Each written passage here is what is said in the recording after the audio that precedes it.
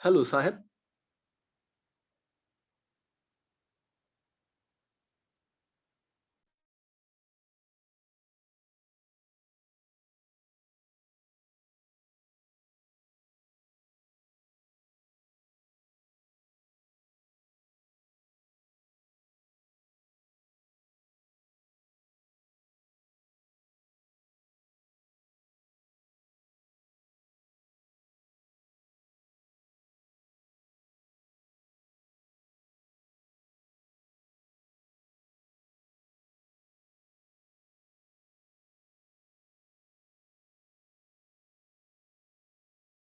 क्या मैं आवाज आ रही? आप कुछ मेरा आवाज नहीं आ रहा था ना? हाँ, अभी आ रही है। हाँ, ओके ओके ओके, ठीक है। ठीक है, अभी आ रही है। आप अपना एक छोटा सा अपने बारे में इंट्रोडक्शन देके फिर आगे चलते हैं हम इसमें। Yes yes yes. Thank you. सबको नमस्ते। मेरा नाम साहिब भट्टाचार्य है। मतलब ग्रुप में कई सारे लोगों से पहले से भी मुलाकात है। मैंने हम लोग अलग अलग विषय पे साथ में काम कर ही रहे हैं। फिलहाल मैं प्रधान के साथ में काम कर रहा हूँ पिछले करीब 17-18 साल से। और अभी तो फिलहाल भोपाल में बेस्ड हूँ। और होशंगाबाद, बैतूल इन क्षेत्रों में हम डायरेक्टली रहे हैं, उस क्षेत्र में काम किए हैं। कुछ फार्मा प्रोड्यूसर कंपनी करीब 2014-15 से लेके अभी भी बन ही रहा है, बट हम लोग शुरू किए थे 2014-15 के आसपास में। तो कुछ अनुभव वहां से आए हैं, और अभी के जो नए एफपीओ प्रोग्राम्स वगैरह रन हो गए हैं, शुरू हुए हैं, उससे जो नए अनुभव कुछ निकल के आ रहे हैं। मैं चाह रहा था कि उसी को एक संक्षेप में जितना हमारा अंडरस्टैंडिंग बना है उतना ही सामने रखें। और मुझे थोड़ी सी मदद करने के लिए मैं दिनेश हैं, दिनेश मेंढे, वो उनको मैं इनवाइट किया था कि थोड़ा सा वो भी हमारे साथ आज जुड़े। सो दिनेश जो है एक एक मलबेरी सिल्क प्रोड्यूसर कंपनी के सीईओ हैं, जो कि हम लोग 2016 में इसको हमने बनाए थे। तो उसको हम एक छोटी सी केस जैसा इस्तेमाल करना चाह रहे थे पूरा डिस्कशन को बिल्ड करने के लिए। तो मलबेरी पर से हमारा पॉइंट ऑफ इंटरेस्ट नहीं है। हम एफपीसीज के जो की अंडरस्टैंडिंग बने हैं उसको हम मलबेरी एक्सपीरियंस के साथ में जोड़ के एक्सपैंड करना चाह रहे थे। और उसकी कुछ एप्लीकेशन डेफिनेटली हमारे एग्रीकल्चर प्रोड्यूसर कंपनी केसेस में भी होता है। तो ये था ब्रॉडली स्कीमा। कुछ आवाज क्लियर आ रही है या फिर कहीं पे अगर कुछ इशू है तो एक बार अभी साउंड कर लें। एकदम साफ सुनाई दे रहा है और दिख भी रहा है। हाँ, आवाज आ रही है। ओके। ठीक है ठीक है ठीक है। तो दिनेश एक बार तुम भी अपना कैमरा ऑन कर लो जस्ट शुरू करने के लिए। दिनेश, हाँ।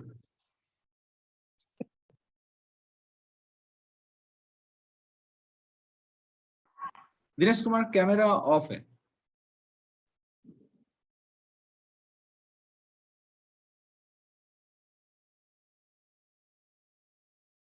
ओके ठीक है, शायद आवाज नहीं आ रहा है। एनीवे, तो जनरली इस तरीके का वेबिनार मेरा बहुत आदत नहीं है। मुझे वन साइडेड प्रेजेंटेशन जैसा है पूरा कार्यक्रम, तो थोड़ा सा वो मैंने इतना मैं यूज टू नहीं हूँ इसके साथ में। सो ब्रॉडली मेरा जो पीछे का एजम्पशंस हैं ये पूरा डिस्कशन में ये है कि मेरे ख्याल से सभी लोग अपने अपने जगहों पे जो हैं कुछ तो आप लोग बना ही रहे होंगे, पीसीज आप लोग फॉर्म कर ही रहे हैं, फॉर्मेशन के प्रोसेस में हैं, इस तरीके का तो सभी लोग जुड़े हुए हैं। तो आई एम श्योर कि सभी के पास में फार्मा प्रोड्यूसर कंपनीज के संबंध में कई अलग अलग प्रकार के मतलब अनुभव तो हैं, एक्सपीरियंसेस हैं, और कई सारे सवाल भी हैं जिसको मुझे लगता है कि एक अच्छा समय देके बात करने की जरूरत पड़ेगी। तो एक बहुत छोटी सी प्रेजेंटेशन से शुरू करेंगे, और मोस्टली कोशिश करेंगे कि इसको जितना एक एक डिस्कशन के मोड में रखा जाए तो ज्यादा ज्यादा वो फ्रूटफुल होगा शायद। तो उसी के साथ में एक बहुत छोटी सी प्रेजेंटेशन के साथ में हम लोग शुरू कर रहे हैं। अभिषेक, कुछ और इस बीच में तो और तो कुछ नहीं है, आई कैन स्टार्ट ना? Yes, all yours. ओके, ठीक ठीक।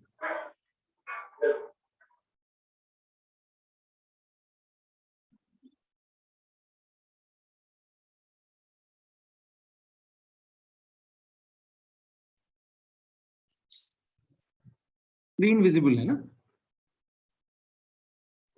Yes yes. हाँ,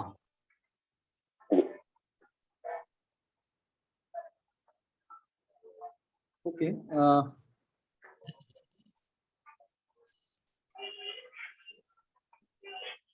तो मेनली जो फार्मर प्रोड्यूसर कंपनीज में हम ये पूरा जो प्रेजेंटेशन है इसको हम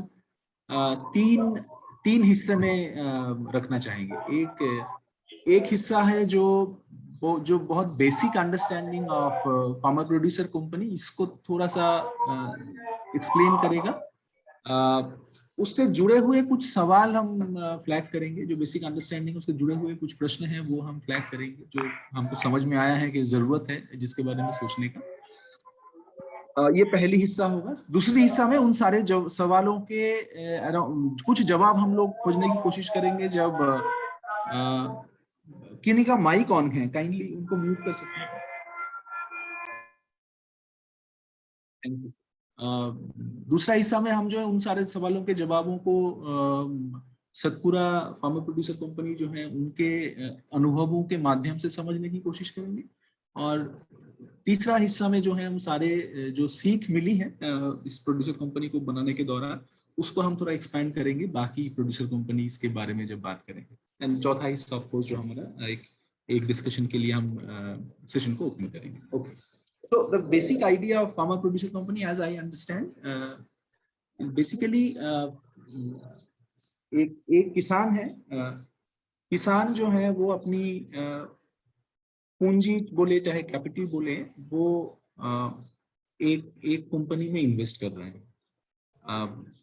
अब अच्छी बात यह है कि वो कंपनी जो है वो किसान की खुद ही कंपनी है। मतलब एक तरफ में किसान इस कंपनी के अंदर में अपना कैपिटल भी इन्वेस्ट किया है, और साथ में इस कंपनी को चलाने के लिए जो डिसीजन मेकिंग है, जो गवर्नेंस है, उसमें भी वो किसान उतना ही भागीदार है। तो this is the first thing. ये जो कैपिटल एक कंपनी के पास में आ रहे हैं, इस कंपनी को हम बोल रहे हैं फार्मर प्रोड्यूसर ऑर्गेनाइजेशन। ये कुछ जगह पे कंपनी होंगे, कुछ जगह पे कोऑपरेटिव के फॉर्म में होंगे, बट एसेंशियली जो है एक फार्मर प्रोड्यूसर ऑर्गेनाइजेशन है, जो इस कैपिटल को मार्केट से goods and services cell purchase करने के लिए इस्तेमाल कर रहे हैं। तो गुड्स एंड सर्विसेज में क्या आता है, मैंने आप समझ सकते हैं। हम मोस्टली एग्री इनपुट्स की बात कर रहे हैं, प्रोडक्शन सपोर्ट सर्विसेज की बात कर रहे हैं, जो भी किसानों को चाहिए अपना फसल उत्पादन करने के लिए एज इनपुट। सेम टाइम जो किसान के उत्पाद अगर हमारे एपीओ जो प्रोड्यूसर ऑर्गेनाइजेशन है अगर मार्केट में बेचने के लिए जा रहे हैं, तो वो ट्रांजैक्शन कर रहे हैं मार्केट के साथ में। सेम प्रोड्यूसर ऑर्गेनाइजेशन जो है वो अगेन सेल्स एंड परचेज उनका चल रहा है फार्मर्स के साथ में। तो जो फार्मर्स से वो एक्चुअली कैपिटल लिए हैं, उसी कैपिटल से वो मार्केट में भी ट्रांजैक्शन कर रहे हैं, उसी कैपिटल से वो अपने फार्मर के साथ में भी काम कर रहे हैं। ये दो एरिया है जहाँ पे मार्केट के साथ में सेल्स एंड परचेज का काम हो रहा है, फार्मर के साथ में सेल्स एंड परचेज का काम हो रहा है। यही वो जगह है जहाँ पे एक्चुअली कुछ सरप्लस जनरेट होता है, जिसको हम प्रॉफिट बोल रहे हैं।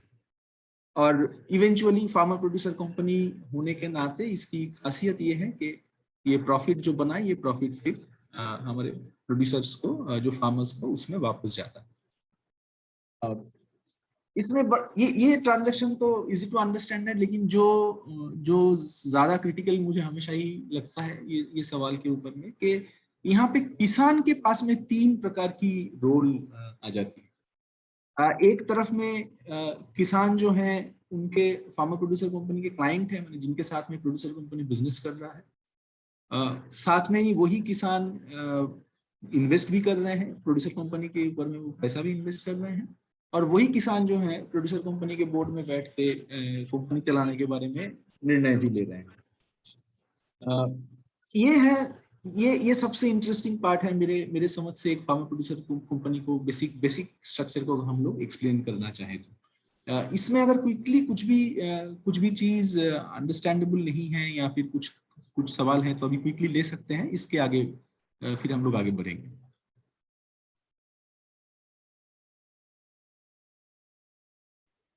अगर किसी को कुछ सवाल है तो अनम्यूट करके पूछ सकते हैं, वरना फिर हम आगे बढ़ेंगे।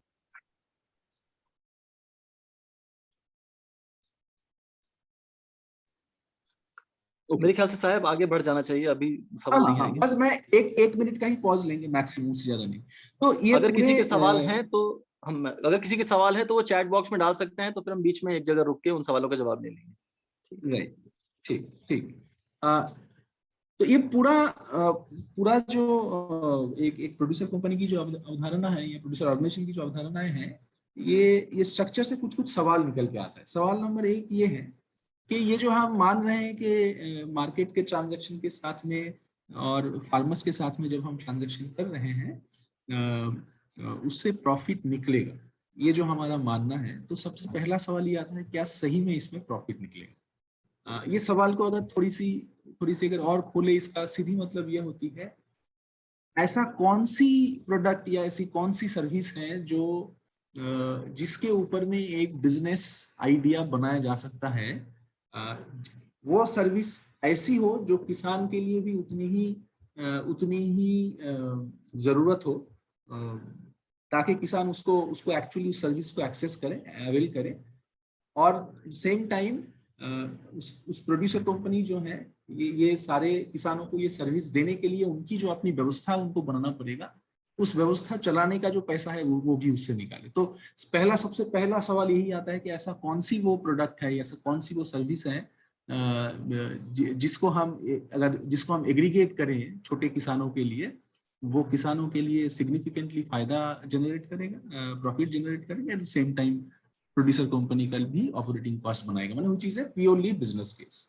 सबसे पहला तो सवाल ये आता है। दूसरी सवाल ये आता है कि ये प्रोड्यूसर कंपनी चलाना जो है इसका अपना एक कैपिटल रिक्वायरमेंट होता है। हम कैपिटल रिक्वायरमेंट का मतलब मैं पूंजी का रिक्वायरमेंट खाली कंपनी चलाने के हिसाब से नहीं बोल रहा हूँ। कोई भी बिजनेस करने के लिए हमको एक पूंजी की आवश्यकता होती है, वर्किंग कैपिटल बोलिए, तो वो कैपिटल हमको कहाँ से हम लाएंगे, ये है दूसरी सवाल। एंड तीसरा सवाल जो है ये ऑलरेडी हम लेके आ चुके हैं कि हमारा कॉस्ट ऑफ ऑपरेशन एक होता है, हम जो कंपनी चलाएंगे उसकी कॉस्ट ऑफ ऑपरेशन होता है। तो ये तीनों प्रश्नों को एक साथ जवाब देने के बाद में शायद हम एक ठोस जगह पे पहुंच पाते हैं कि जो बिजनेस हम सोच रहे हैं वो बिजनेस प्रॉफिटेबल होगा या नहीं होगा। दूसरा सवाल ये जो मैं पिछले स्लाइड में जहां पे मैं हाईलाइट कर रहा था, ये जो 3 प्रकार के रोल हम किसानों से उम्मीद करते हैं, एक क्लाइंट है, इन्वेस्टर भी है एंड गवर्नर भी है। सवाल ये है क्या ये माने इसे डिफॉल्ट आउटलुक, मतलब क्या लोग ऐसे ही सोचते हैं? अच्छा, अगर ऐसे नहीं सोचते हैं तो आई एम श्योर कि ऐसे कई सारे अनुभव, मतलब प्रोड्यूसर कंपनी बनाने के समय पे ये ओनरशिप बिल्डिंग जो है हमेशा ही एक पॉइंट ऑफ इंटरवेंशन जो है प्रोमोटिंग एजेंसी की तरफ से रहता है कि शेयर होल्डर के बीच में कैसे इसका ओनरशिप बिल्ड हो। तो इसका मतलब ही है कि जब हमको इसमें इंटरवेन करना पड़ रहा है तो शायद कुछ तो शायद ये डिफॉल्ट आउटलुक नहीं है कि एक ऐसा एंटिटी हम इन्विजाज करें जहां पे मैं ही क्लाइंट हूं और मैं उसका ओनर भी हूं और मैं उसमें इन्वेस्ट भी कर रहा हूं। तो ये बाय डिफॉल्ट आउटलुक तो नहीं हो सकता है। तो ये बनाने के लिए हमको क्या करना पड़ेगा, ये है दूसरी सवाल। तीसरी सवाल ये जो है, अक्सर प्रोड्यूसर कंपनी जब हम बात करते हैं तब तो बड़ा आसान सा एक हाइपोथेसिस आता है कि एग्रीकल्चर में मिडिलमैन जो है ये हट जाने से हमारे प्रोड्यूसर को, माने मिडिलमैन के चलते हमारे एक्चुअली प्रोड्यूसर्स को पैसा नहीं मिलता है, और फार्मर प्रोड्यूसर कंपनी क्योंकि उस मिडिलमैन को रिप्लेस करेगा तो इसीलिए जो प्रॉफिट है, जो सरप्लस जनरेट होगा वो फार्मर के पास वापस जाएगा। तो मुझे लगता है कि ये सवाल को थोड़ी सी और गहराई से देखने की जरूरत है कि ये जो मिडिलमैन है वो एक्चुअली कौन है, और क्या ये संभव है कि एक बिजनेस में कोई एक एंटिटी ऐसा हो जो कोई रिस्क ना बियर करे, कोई इन्वेस्टमेंट ना बियर करे, लेकिन प्रॉफिट जो है जनरेट करे।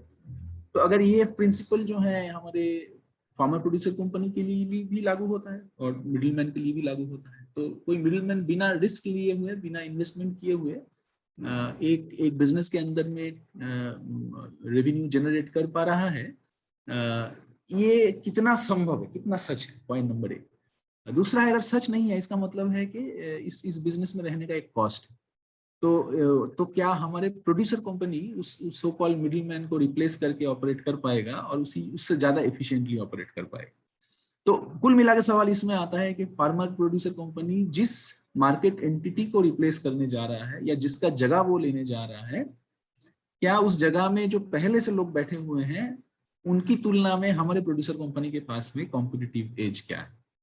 तो ये तीन सेट ऑफ मुझे लगता है कि सवाल जो है हमारे फार्मा प्रोड्यूसर कंपनी के बारे में अब सोचते हैं, ये तीन मेन सवाल हमको मन में आता है। मैंने कई सारे और भी आएंगे डेफिनेटली आपके मन में, बट मैं अपना प्राइमरीली अपने अनुभव में बता रहा हूँ।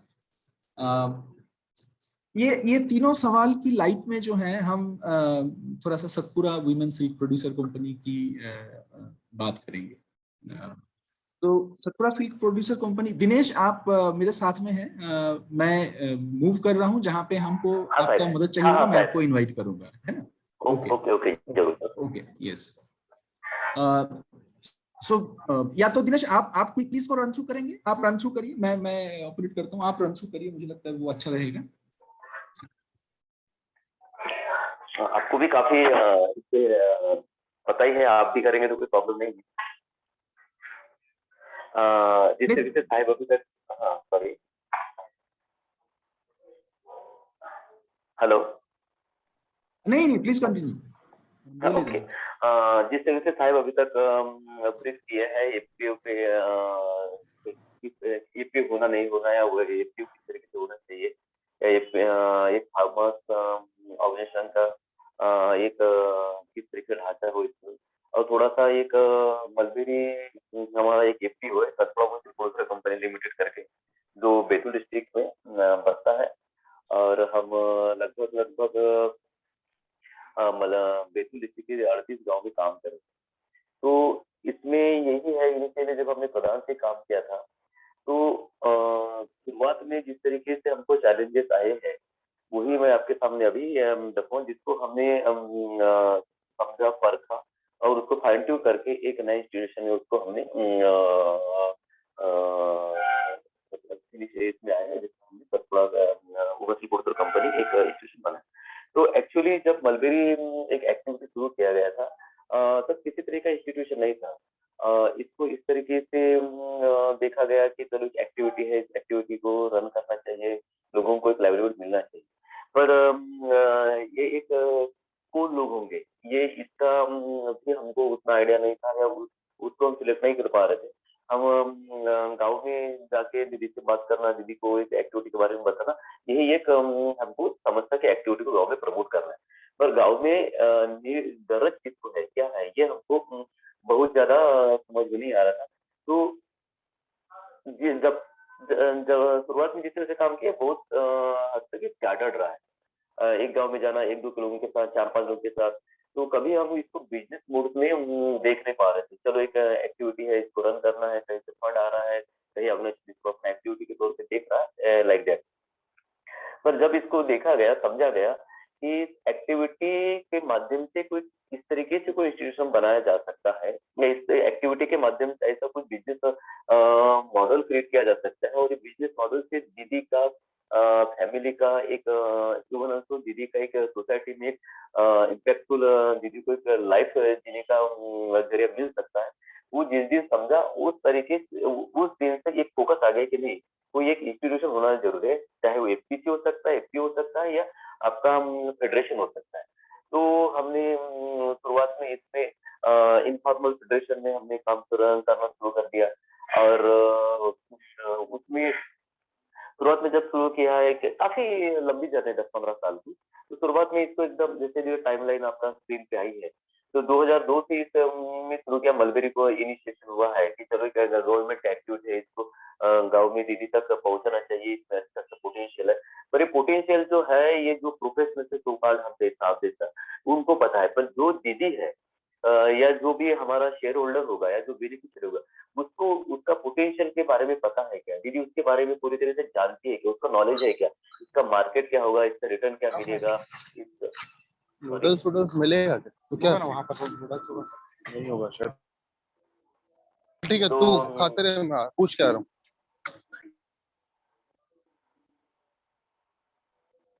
तो ये एक बड़ा चैलेंज रहा है हमेशा, कि हम कोई भी कमोडिटी के बारे में जब पूछते हैं, तो मेरा अपना ये अभी तक का समझ बना है, जब तक दीदी या जो शेयर होल्डर है, भैया भी हो सकता है, जब तक वो उसको अपने दिमाग में या अपना इसे समझ नहीं पाता है, अपने तरीके से उसको पूरा ड्रॉ नहीं कर पाता उसका बिजनेस, जरूरी नहीं कि वो कागज पर ड्रॉ करे, अपने माइंड में जो जब तक वो ड्रॉ नहीं कर पाता तब तक मुझे नहीं लगता है कि किसी भी तरीके का हम इंस्टीट्यूशन को रन कर पाएंगे, या किसी कमोडिटी को लेके हम आगे सोच पाएंगे कि हमको लगता है कि फलाना एरिया में एक अच्छा बासमती होता है, या फलाना जगह में कोई आम होता है, फलाना जगह में कोई एक वेजिटेबल्स या किसी भी क्रॉप होता है, हम उसको लेके आगे चले, क्योंकि हमारे अपने चैलेंजेस रहे हैं।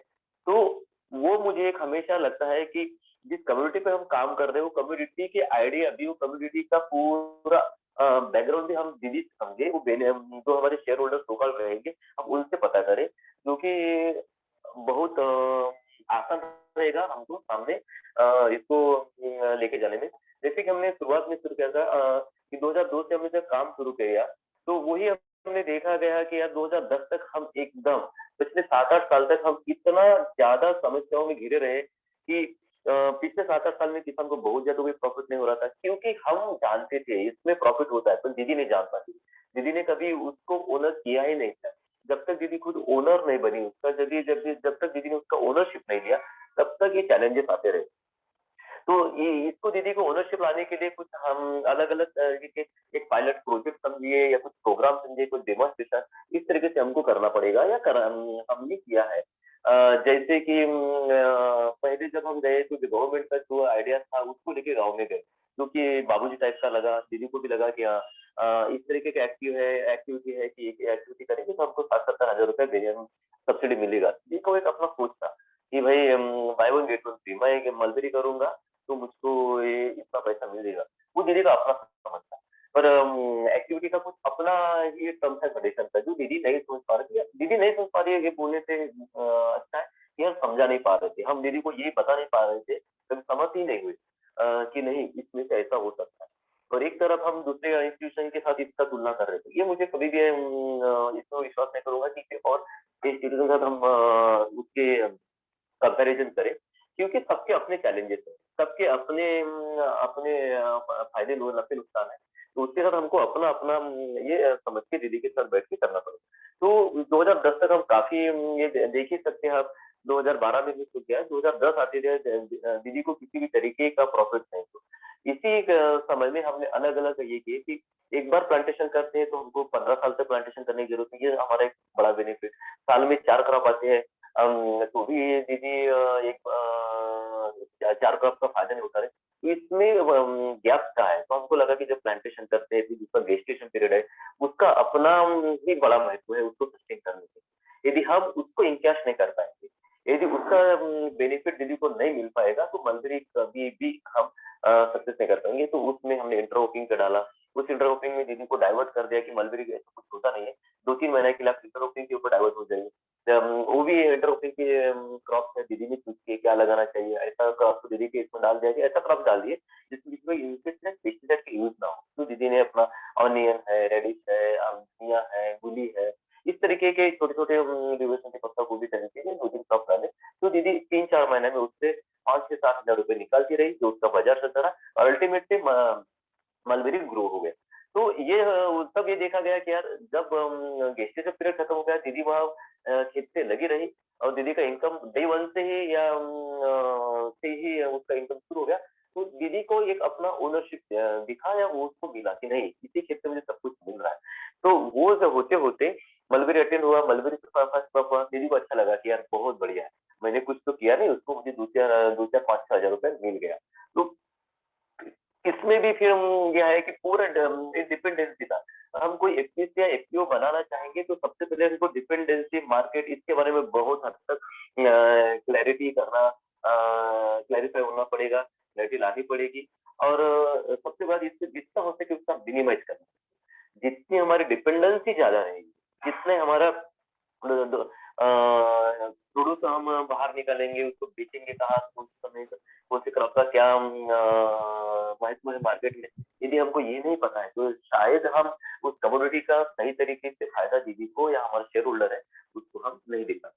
तो 2010 आते-आते फिर हमने यही सोचा कि इस एक्टिविटी को रन किया जाए कि नहीं रन किया जाए। उसी समय में क्योंकि हम पूरी तरह से डिपेंडेंट थे गवर्नमेंट के ऊपर, हमारा नया कैप्टन चाहिए जो गवर्नमेंट के पास, नया सीड चाहिए सिल्कवर्म का, वो भी गवर्नमेंट के पास से लाना है। तो ये सब तरीके का डायरेक्ट इम्पैक्ट दीदी के ऊपर होता था। कि उसको सही तरीके दिनेश, से इसको अगर संक्षेप में मैं तुम जो बोलना चाह रहे हो, मैं अगर इसको संक्षेप में अगर बोलूं ये बात कि 2002 से 2010 ये जो हमारा ये जो समय है, ये समय हम बेसिकली उत्पादन के टेक्नोलॉजी को भी ढंग से नहीं समझ पाए थे, और समझ जिसका पाए। सबसे बड़ा जो असर था वो किसानों के आमदनी पे था। जब ये चीज किसानों की आमदनी कैसे बढ़ सकती है, प्रोडक्शन टेक्नोलॉजी को जो फिक्स करने वाली बात है, वो हम कर पाए 2012 में। और 2012 में जब कर पाए तब एक्चुअली 2012 से हम ग्रेजुअली, हमको याद है 2012 में हमारे पास में 170 किसान उस समय पे था, तो उतना किसान को हमने कंसोलिडेट किए, टेक्नोलॉजी को हमने अच्छे से अपना पकड़ जमाए। 2012 से लेके 2016 जो है ये हमारा क्रिटिकल टाइम रहा, जहाँ पे हम लार्ज नंबर ऑफ एक्सपेंशन पे गए, और हमारे जो कोकून प्रोडक्शन जो है वो सिग्निफिकेंटली 2012 से लेके 2016 में एक्सपैंड किया। और ये एक्सपेंशन के साथ साथ में जो चैलेंजेस आने लगे कि जो वॉल्यूम ऑफ ट्रांजैक्शन बढ़ने लगा मार्केट में और किसानों के साथ में, जिसके लिए हमको एक लीगल एंटिटी की आवश्यकता थी, जो कोऑपरेटिव हो सकता था, जो तुम बोल रहे थे, जो कोऑपरेटिव हो सकता था, प्रोड्यूसर कंपनी हो सकता था। हमने उसको प्रोड्यूसर कंपनी में जाके रजिस्ट्रेशन करवाया। ये 2012 से लेकर 2016 के बीच की घटना थी। 2016 से 2017 जो है ये एक ऐसा समय गया जहाँ पे शायद कंपनी ने सबसे खराब दिन देखा, और कोकून का प्राइस डिप हो गया हमारे पास में, क्योंकि अभी तक हमारे पास में ऑल्टरनेटिव मार्केट नहीं थे। एमपी सिल्क फेडरेशन मोस्टली एक सिंगल बायर हुआ करता था, तो हमको अभी ओपन मार्केट की तरफ में अपना मुंह मोड़ना पड़ा। तो हमने 2016 से लेके 2016 ऑनवर्ड्स अगर देखा जाए तो हमारा जो dependency on MP silk federation for input and output, उसको हमने रिप्लेस किया 2016 के ऑनवर्ड्स। यही प्रिसाइजली अगर हम ये टाइमलाइन को बोले तो यही बोलना चाह रहा है। Am I right? ओके। इसमें जो एक चीज तुम हाईलाइट कर रहे हो कि हमारा डिपेंडेंसी ऑन इनपुट सप्लाई जो था, जो अभी तक एमपी सिल्क फेडरेशन के ऊपर में था 2002 से लेके 2012 तक, हम 2012 के बाद से उसको ग्रेजुअली कम करते गए। और ये जो इनपुट है वो कौन से इनपुट है जो हम कम करते हुए गए? मतलब एक्चुअली पूरा हमारा एक्टिविटी, एक तो ये रूटेड मल्बेरी सैपलिंग जो नया दीदी एक्सपेंशन के समय में दीदी को देना था, और दूसरा है कि प्लांटेशन होने के बाद जब दीदी को कमर्शियल रेयरिंग करना है तो उसके लिए चौकी, जिसको चौकी nothing but rearing of nursery silkworm, दोनों ही सीड मान के चले तो फार्मर के लिए सीड और प्लांटेशन के लिए सैपलिंग, ये दोनों के लिए हम डिपेंडेंट थे एमपी सिल्क फेडरेशन के ऊपर में, जो हम अपने फोल्ड में लेते हुए आ गए। तो ये है टाइमलाइन। अब ये इससे अगर थोड़ी सी आगे बढ़े, टाइमलाइन से अगर थोड़ी सी आगे बढ़े, ये आपके ओवरऑल परफॉर्मेंस है, बिजनेस परफॉर्मेंस SWSPCL का अगर देखा जाए पिछले 2012-13 से लेके 2020-21 तक, इसमें सिग्निफिकेंट क्या चीज आप हाईलाइट करना चाहेंगे? क्या चीज इसमें आपको डिफरेंट दिखता है, माने आपके नजरिए से अगर देखेंगे? अब मुझे पूछ रहे हैं ना? हाँ, आप ही को पूछो। हाँ, आप देखिएगा इसमें एक तो ओवरऑल ये दिखता है कि प्रोडक्शन होता है 12 से लेके आप 13-14 तक आएंगे तो बहुत ज्यादा नहीं है, डबल या समहाउ 70-80% ज्यादा हो रहा है। उसके बाद आप देखते हो तो जिस तरीके से जब हुआ है प्रोडक्शन में, उसका वजह यही है कि हमने जिस तरीके से इन सभी चीजों को कंसोलिडेट किया था कि नर्सरी हमारी हो, साकी नर्सरी हमारी हो, सैपलिंग नर्सरी हो, हमारा पूरा मॉडल हो, इसका बिजनेस का मॉडल हो कि किस तरीके से रेयरिंग होना चाहिए। पहले गवर्नमेंट का होता था कि हमको ये बताया गया था इस फलाने को रेयरिंग होता है, तुम साल भर रेयरिंग कपूर प्रोडक्शन किया करते थे। हमको लगा कि बड़ा बेवकूफी वाला ये धारणा है कि वो बोलेंगे और हम करें, तो इसको कहीं ना कहीं ब्रेक डाउन करना पड़ेगा। हम अपना कितना समझ पैदा करें, क्योंकि ये जो हम क्रॉप कर रहे हैं यहाँ इस एरिया के लिए परफेक्ट क्रॉप नहीं है through out the year, specific time है, उस टाइम के लिए परफेक्ट है, उस परफेक्ट टाइम को हम पकड़ना पड़ेगा।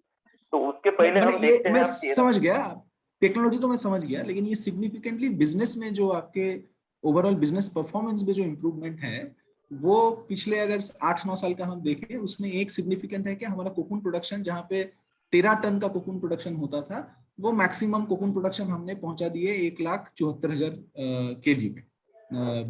माने 174 टन हमारा कोकून प्रोडक्शन होने लगा। एक दूसरा है 2017-18 के बाद से हमारे पास में केवल हमारा उस समय काम यही था कि कोकून खरीदना और कोकून बेचना।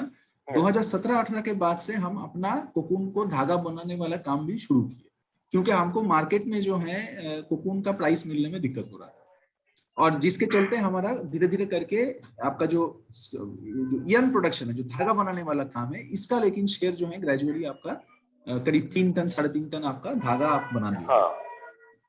तो ये दोनों सिग्निफिकेंट जो चेंज आपके ओवरऑल बिजनेस में अगर देखा जाए, और 2016-17 जिसको हम बोल रहे हैं कि जब हमारा प्रोड्यूसर कंपनी रजिस्ट्रेशन हुआ, उसके बाद से जो है हमको ये क्लियरली दिखता है कि हम प्रोडक्ट को डाइवर्सिफाई कर दिए। हम केवल कोकून में थे, हम 2016-17 के बाद से धागा बनाने में भी घुस गए। तो ये कारण जो है हम लोग थोड़ा सा बाद में समझेंगे क्यों हम लोग धागा बनाने के लिए घुस गए, और कि एग्रीकल्चर के संदर्भ में ये कैसे काम करेगा हमारे लिए। ये जो है दिनेश, ये आपके इसको थोड़ा सा अगर आप एक्सप्लेन करें कि ये जो इन्वेस्टमेंट आप बोल रहे हैं प्रोड्यूसर कंपनी से 1 करोड़ 34 लाख का इन्वेस्टमेंट है, इसको थोड़ा आप अगर 2 मिनट में एक्सप्लेन करें, क्या इसमें बोलना चाहेंगे? जैसे हमने पहले बोला था कि चौकी जो होता है, सीड जो होता है टी पंप है, पूरा हमारा ऑपरेशन है उसके ऊपर डिपेंड है। अच्छा सीड देंगे तो दीदी अच्छा अर्निंग करेगी, अच्छा अर्निंग करेगी तो उसका प्रॉफिट हमारे एसपीसी को मिलेगा। तो उसके लिए हमारा पूरा सीड बाहर से हम एक्सपोर्ट करते थे, हम यही बोलेंगे गवर्नमेंट के विंग से। तो उसका हमको रिजल्ट 30% 40% एट मैक्स हुआ करता था। जब हमने फोल्ड में उसको लिया तो उसके लिए ह्यूज फंड की जरूरत थी। हमने वही सोचा कि एक क्रॉप में हम 50 लाख रुपए का नुकसान कर रहे, तो क्यों ना इतना पैसा तो हम खर्चे कर सकते। तो उसके लिए 10 सियासी हमने अलग अलग क्षेत्र में डाले, 2-3 गाँव मिला के 100 किसानों के बीच में एक, और उसमें हम 10,000 डीएसएल का एक जगह में ब्रशिंग करते, चाकी बनाते और वो सीड किसानों को प्रोड्यूस करते। उसका जो कमर्शियली जो रेयरिंग करते हैं, उसका हमने इम्पैक्ट देखा है। तो 60%, 70%, समटाइम 80% हमको वो रिजल्ट वहां से मिले हैं दीदी के यहाँ से। और उसका कपूर तो अच्छा हुआ है, मिले पिंटू कपूर, लेकिन जो दीदी के यहाँ रेट का इश्यू था हमेशा ही, क्योंकि हमेशा जो कपूर का हमारा क्वालिटी था बहुत अच्छा नहीं होता था। हम क्यों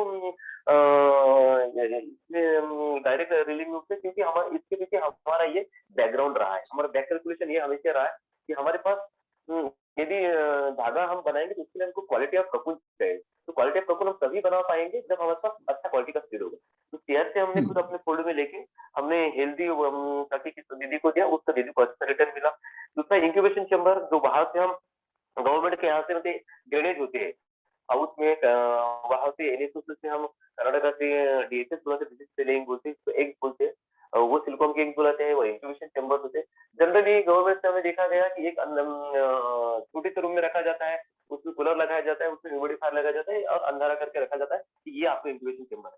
पर उसका एम्ब्रियो डेवलपमेंट एक जैसा नहीं होता है और हैचिंग अनइवन होता है। उस समय में हमको 10,000 डीएसएल का डिमांड है तो हमको 15,000 पहले करना पड़ता था, 5,000 डीएसएल। ये सब देखते हुए हमने फिर सोचा कि नहीं, ये सब चीजों को मैनेज करने के लिए इंक्यूबेशन चैम्बर होता है। जो हम साउथ में जाए, विजिट किया, वहां देखा, उससे समझा, इंक्यूबेशन चैम्बर कॉल किया हमने, 3 इंक्यूबेशन चैम्बर। फिर हम अल्टीमेटली हमारा प्रोडक्शन बढ़ने लगा, तो फिर इतना सपोर्ट रखेंगे का, तो वो रखने के लिए जगह से हमने स्टोरेज यूनिट बना। तो स्टोरेज, क्योंकि इतना वॉल्यूम होता है कपूर का, 100 किलो वॉल्यूम भी कपूर का मतलब बहुत ज्यादा होता है। तो उसके लिए हमने स्टोरेज यूनिट बनाया। तो उसमें हमें कपूर को मैनेज करना है, मैनेज नॉट ओनली सिर्फ मैनेज करना है कि कपूर का रिलायबिलिटी वो मेंटेन करके रखना है, उसको ह्यूमिडिटी टेम्परेचर से बचाना है, कीड़ों से, छोटे छोटे इंसेक्ट उससे बचाना है, रैट से बचाना है। तो इसके लिए हमने स्टोरेज यूनिट बनाया और उसका अल्टीमेटली है कि हमने रेलिंग यूनिट डाले। भाई दो कपूर है, कब तक बेचेंगे, हमको साउथ में बेचना है, हमको वेस्ट बंगाल बेचना है, हमको महाराष्ट्र में बेचना है। तो इतना, और पेरिशेबल मटेरियल, उसको हमेशा लेके कहाँ से चलेंगे। और हमेशा हमारे पास एक बारी में 50 टन 40 टन 60 टन ऐसा कपूर प्रोड्यूस होता है। तो अगला व्यापार को दिखता है कितना ज्यादा क्वांटिटी है, तो ये तो हमेशा मार्केट का जो रेट है उससे हमको वो 40% 30% वो लेस में ही मांगता था, कम नहीं मांगता था कि नहीं इतने में देना पड़ेगा, क्योंकि उसको पता था बेचना इनको है, क्योंकि पेरिशेबल मटेरियल में बेचेंगे कहाँ जाएंगे। तो हमने रिलिंग मटेरियल रिलिंग यूनिट डाले उसमें, उसमें डाले। उसमें भी एक था कि सिर्फ रिलिंग यूनिट हमें 2016 में डाले। फिर ये आया कि हमारा जो अनरिलेबल कपूर है, मार्केट से फिर ये डिमांड आया कि हमको अनरिलेबल कपूर, आपको रिलेबल कपूर का सिर्फ आधार से मतलब थी, हमको सिर्फ अनरिलेबल कपूर थी। तो हमने बोला आप किसान से 90 रुपए 130 रुपए में खरीदते हैं ये, और इनको बोलेंगे 200 रुपए तो ये खरीद लेते हैं बड़ा आसानी से। वो उसके अपेक्षा हमने सोचा कि ये क्या लॉजिक हो सकता है। तो जिस तरह से गांधी जी का चरखा है, उसमें अनरिलायबल कपून है जिसके ऊपर मल्टी डायरेक्ट फाइन में यार नहीं निकल सकता है, वैसा वो 70,000 में 2 चरखा लाए 35-35 करके, और उसमें हमने ज्ञान प्रोडक्शन की। तो ये हमने उसमें कम से कम पिछले दिसंबर में हमने किया, अभी तक कम से कम 15 लाख रुपए का हमने यान उसके ऊपर हमने अभी तक यान बेचा है। जो कपून की कास्ट देखते हैं तो लगभग 7 से 8 लाख रुपए। तो वो एक हमको बड़ा ये दिखा कि जितने भी हमने भी समझे कि हम दीदी के यहाँ से जो हमारा करते वो हमारा अभी फाइनल प्रोडक्ट नहीं है। पहले हमारे सिर्फ फाइनल प्रोडक्ट था, हम उसको अपना लेवल पे एटलीस्ट फिनिश प्रोडक्ट बनाएंगे। तो हम धागा तो हम लेके जाएंगे। तो इस तरीके का हमने इन्वेस्टमेंट किया, और इसका डायरेक्ट इम्पैक्ट ये है कि इससे मिला। इसका भी एक बड़ा मजेदार बात है कि पहले दीदी से हम सर्विस चार्जेस लेते थे, 1 किलो के ऊपर 15 रुपए दीदी जितना कपून प्रोड्यूस करेगी 1 किलो पे 15 रुपए देती थी। अभी जब से हमने ये रीलिंग यूनिट चरखा डाले, धागा प्रोड्यूस करने लगे, तो उसके ऊपर ही हमको उतना पैसा मिल जाता है। एक धागे के ऊपर 200 रुपए 300 रुपए मिल जाते हैं, सभी कॉस्ट निकलते हैं। तो हमको दीदी से पैसा एक्स्ट्रा लेने की जरूरत नहीं। तो पिछले 1 साल से हम दीदी से या 1.5 साल से दीदी से किस तरीके के सर्विसेज में टोटल फ्री ऑफ कॉस्ट। जो भी मार्केट से हम दीदी के इनपुट खरीदते हैं उसमें भी हम 1 रुपए का भी मार्जिन नहीं रखते। जो भी लाते हैं दीदी को उतने ही कॉस्ट में बेच देते, बेचते नहीं सप्लाई करते। तो ये बड़ा हम बोल सकते हैं इसके लेवल पे कि हम फिनिश प्रोडक्ट में जाना से पहले नहीं थे, तो हमको कपून के ऊपर 20 रुपया मार्जिन रखने के बाद भी हमारे ओवरहेड्स है वो हम मिट आउट नहीं कर पाते, क्योंकि लॉसेस होते थे। कपून खराब हो जाएगा, फंगस लग जाएगा, अलग अलग तरीके के रेट अच्छा नहीं मिल जाएगा। पर जब से हम अपना फिनिश प्रोडक्ट एटलीस्ट धागा में गए, तो वो हमको देखने को मिला कि हम दीदी को ज्यादा पैसा दे पाए, एफपीसी में ज्यादा पैसा ला पाए, और एक नया तरीके का इंटरव्यू शुरू किया जिसमें 30-40 महिला जिनके पास किसी भी तरीके का रोजगार नहीं गाँव में, वो वहाँ अपनी रोजमर्रा का अपना वो काम करके महीने के 4-5-6-7 हजार रुपया वो अर्निंग कर रही है। तो इस तरीके दिनेश, इन्वेस्ट दो चीज अगर तुम एडिशनली खाली बता दो, जो हमारे कोकून उत्पादक किसान हैं उनको सालाना रोजगार कितने का होता है, कितना आमदनी उनका होता है? एट मैक्स और देखेंगे तो मतलब जो टेक्निकली साउंड किसान है जिसके पास इरिगेशन पुख्ता है, जमीन का क्वांटिटी बेचता है और ज्यादातर इसके ऊपर डिपेंडेंसी करते हैं, तो उनके लिए ऑन नॉट ऑन एवरेज आज भी वो 1.5 लाख 2 लाख रुपया 1 एकड़ में कमाते हैं। और ऑन एवरेज आज भी लोग 80,000 90,000 रुपए की अर्निंग 70-80 हजार रुपए की अर्निंग करते हैं। और सबसे ये बड़ी बात तुम्हारा ये है, कोकून? हाँ। जी हाँ, और सबसे बड़ी बात शायद ये है, गवर्नमेंट यहाँ 350 रुपए किलो से कपून खरीदता है, हम यहाँ 400 रुपए किलो से अपने किसानों से कपून खरीदते हैं। ये एफपीसी होने का अपने आप में बड़ा फायदा। और पिछला कोविड टाइम में, पिछला कोविड टाइम में पिछले साल ऑल ओवर द इंडिया कहीं पे भी कपून के रेट 160 रुपए से ज्यादा नहीं थे, ऑल ओवर इंडिया कहीं पे भी नहीं। उस समय में हमने दीदी से कपून 300 रुपए से खरीदा है, 300 रुपए से कंटिन्यू 300 रुपए से नीचे तक हमने दीदी से कपून नहीं खरीदा। और उसके बाद डायरेक्ट हमने मार्केट में रौनक आने लगी, धागे का डिमांड बढ़ा, आज हम 400 रुपए किलो से दीदी से कपून। ये एफपीसी होने का या ये कलेक्टिव होने का ये फायदा। ओके। और जो हमारे रीलिंग में लोग जो काम करते हैं, जो धागा बनाते हैं, उनका महीने में कितना पैसा उनको मिल जाता है?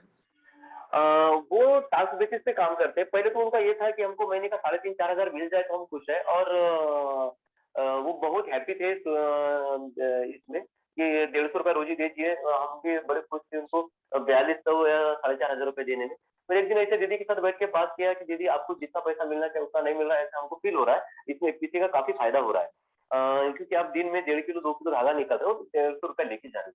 नहीं, हम इतने में खुश है। तो हम दीदी से बात की कि क्यों ना आप 180 रुपए किलो के हिसाब से धागा निकालिए, जितना निकलोगे उतने मल्टीप्लाई में आपको ये मिलेगा, पैसा मिलेगा। दीदी को थोड़ा सा अच्छा सा लगा, करके देखा था। आज दीदी डेली 1.5 किलो 2 किलो धागा निकालते, तो आज और दीदी को 7,000 7,500 समटाइम्स 9,000 रुपीज भी, मतलब आपका ये दिसंबर नवंबर टाइम चलता है, सिर्फ ठंडी में ही दीदी को थोड़ा, सर इस टाइम में दीदी को पैसा सही नहीं मिल पाता है क्योंकि ह्यूमिडिटी बहुत ज्यादा होती है, आपके इलेक्ट्रिसिटी का प्रॉब्लम होता है, और हम बहुत अच्छे से स्टीम नहीं प्रोवाइड कर पाते हैं या जनरेट नहीं हो पाता है उसको, जैसे इस समय में उनको 5,000 6,000 उससे कम आना पड़ता है।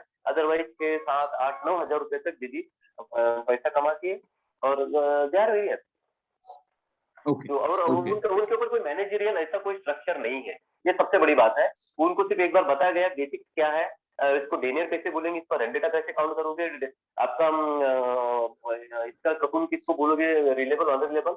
दीदी को वीकली 2 या 3 बार ही हम जाते हैं, तो सिर्फ देखते हैं यूनिफॉर्मिलिटी ऑफ स्लैब यान, इतना ही चेक करके आते हैं। यदि कुछ लगा तो वहाँ एक दीदी है, उससे बात कर लेते कि थोड़ा सा हम धागे में दिक्कत आ रहा है। नहीं तो जो भी हमको फीडबैक लेना है, हम अपने जो ये है वेंडर्स है जिनको हम धागा सेल करते हैं, उनसे लेते हैं कि हमारे धागे में किसी भी तरीके की कमी है तो आप हमको बताएं, हम उस तरीके से उसको चेंजेस करेंगे। तो इस तरीके से फ्रेंडली हम वो रीलिंग का यूज चला। ओके। तो लास्ट क्वेश्चन दिनेश, ये पूरा जो आपके एपीसी का काम है, इसका स्ट्रक्चर को थोड़ा सा अगर आप 2 मिनट में अगर एक्सप्लेन करें संक्षेप में। ओके, तो कोई भी एपीसी या कोई भी इंस्टीट्यूशन बनाने का स्ट्रक्चर बहुत ही महत्वपूर्ण रहेगा और होता है, क्योंकि हम जो शुरुआत में काम किए स्टार्टेड होने की वजह से हमारा किसी भी तरह का पीयर प्रेशर नहीं होता था, कोई दीदी किसी को नहीं मानती थी। तो हर ये पिरामिड जो है इसमें 3 लेवल पे, एक नीचे ग्रे, फिर येलो और ऊपर में लाइट कलर में, ऐसे 3 ये पिरामिड बना है।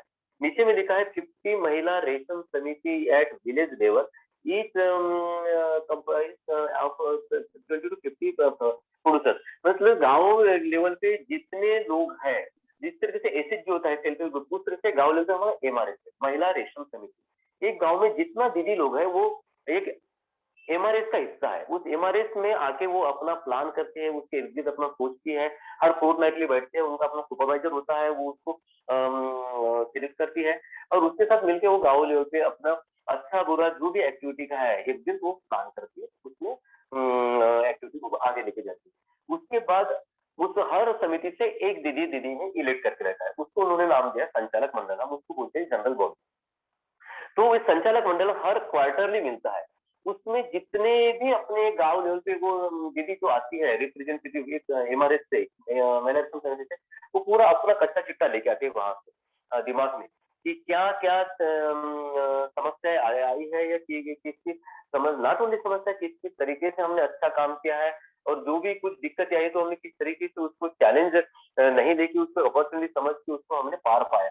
ये उनसे ये दूसरे को समझने को मिलता है और दीदी अपने भाषा में एक दूसरे से लेमन भाषा में डिस्कस करती है और बाकी लोग उसको बहुत ही आसान तरीके से समझने की कोशिश करते हैं और वो फिर अपने गांव में जाके अपना एमआरएस में बैठ के second day, third day, fourth day जब भी होगा उसमें वो पूरा डिलिबरेटली उसको पूरे ग्रुप के साथ डिस्कस करते हैं कि इस तरीके से जो संचालक मंडल का बैठक हुआ और इसमें इस तरीके की बातें हुई और फलाना गाँव में ऐसा एमआरएस था, इस तरीके से दिक्कत आई तो उन लोगों ने उसको इस तरीके से पार पाया तो उनको ये प्रॉफिट हुआ, ये उन्होंने ऐसा गलत काम किया या थोड़ा सा गलती हुई तो इतना नुकसान हुआ। तो मतलब एक दूसरे को ये रास्ता दिखाने का यही लोग काम करते हैं। और जो सबसे ऊपर में हमारे बोर्ड ऑफ डायरेक्टर, तो जनरली एफपीसी का ये होता है कि साल में 4 मीटिंग होना चाहिए, पर हमारे एफपीसी में हम मंथली मीटिंग करते हैं, हर मंथली, क्योंकि हम ये समझते गवर्नेंस उनको ही करना है तो उनको मंथली आना ही पड़ेगा। हमारा सिग्नेटरी वही लोग है, कोई भी डिसीजन मेकिंग का रोल जो है उनको अदा करना होता है। कहीं से हमको कुछ खरीदना होता है या उस समय में कुछ खरीदने की जरूरत पड़ी तो एटलीस्ट एक दो जो हमारे डायरेक्टर एकदम क्लोज टू हमारे ऑफिस है 2-3 किलोमीटर पे, उनसे जाके हम वर्ड टू वर्ड डिस्कस करेंगे कि दीदी इस तरीके का एक एक काम आया है, उसको हमको अभी खरीदना चाहिए, उसके ऊपर हमको बात करना पड़ेगा, नहीं तो अदरवाइज नुकसान हो सकता है। तो एटलीस्ट दीदी के एक दो दीदी के कान पे ये बात डाली जाएगी। तो ये बोर्ड ऑफ डायरेक्टर्स हर महीने में आता है और मीटिंग करता है। इसमें यह है 5 डायरेक्टर्स है, 5 प्रमोटर है। 5 प्रमोटर इसलिए कि डायरेक्टर कंटिन्यू हम लेके नहीं जाएंगे, वही हर 3 साल बाद चेंज करेंगे तो नया लेके आएंगे और उनको फिर और नया तरीके से समझाना सिखाना मुश्किल हो जाएगा। तो उस 5 में से एटलीस्ट हम दो या 3 नया इसमें पुराने लोगों को रिप्लेस करेंगे और नया लोग भरेंगे, फिर नए तरीके से प्रमोटर और लेके आएंगे। तो इस तरीके का हमारा स्ट्रक्चर चलता है। इस स्ट्रक्चर इतना मजबूत है कि ये डायरेक्टर पूरा डिसीजन लेते हैं। Broadly, it consists of 4 chapters: overview and executive summary of the report, data snapshots on national indicator. Hello हाँ दिनेश, हाँ दिनेश बोलिए। हाँ बताइए।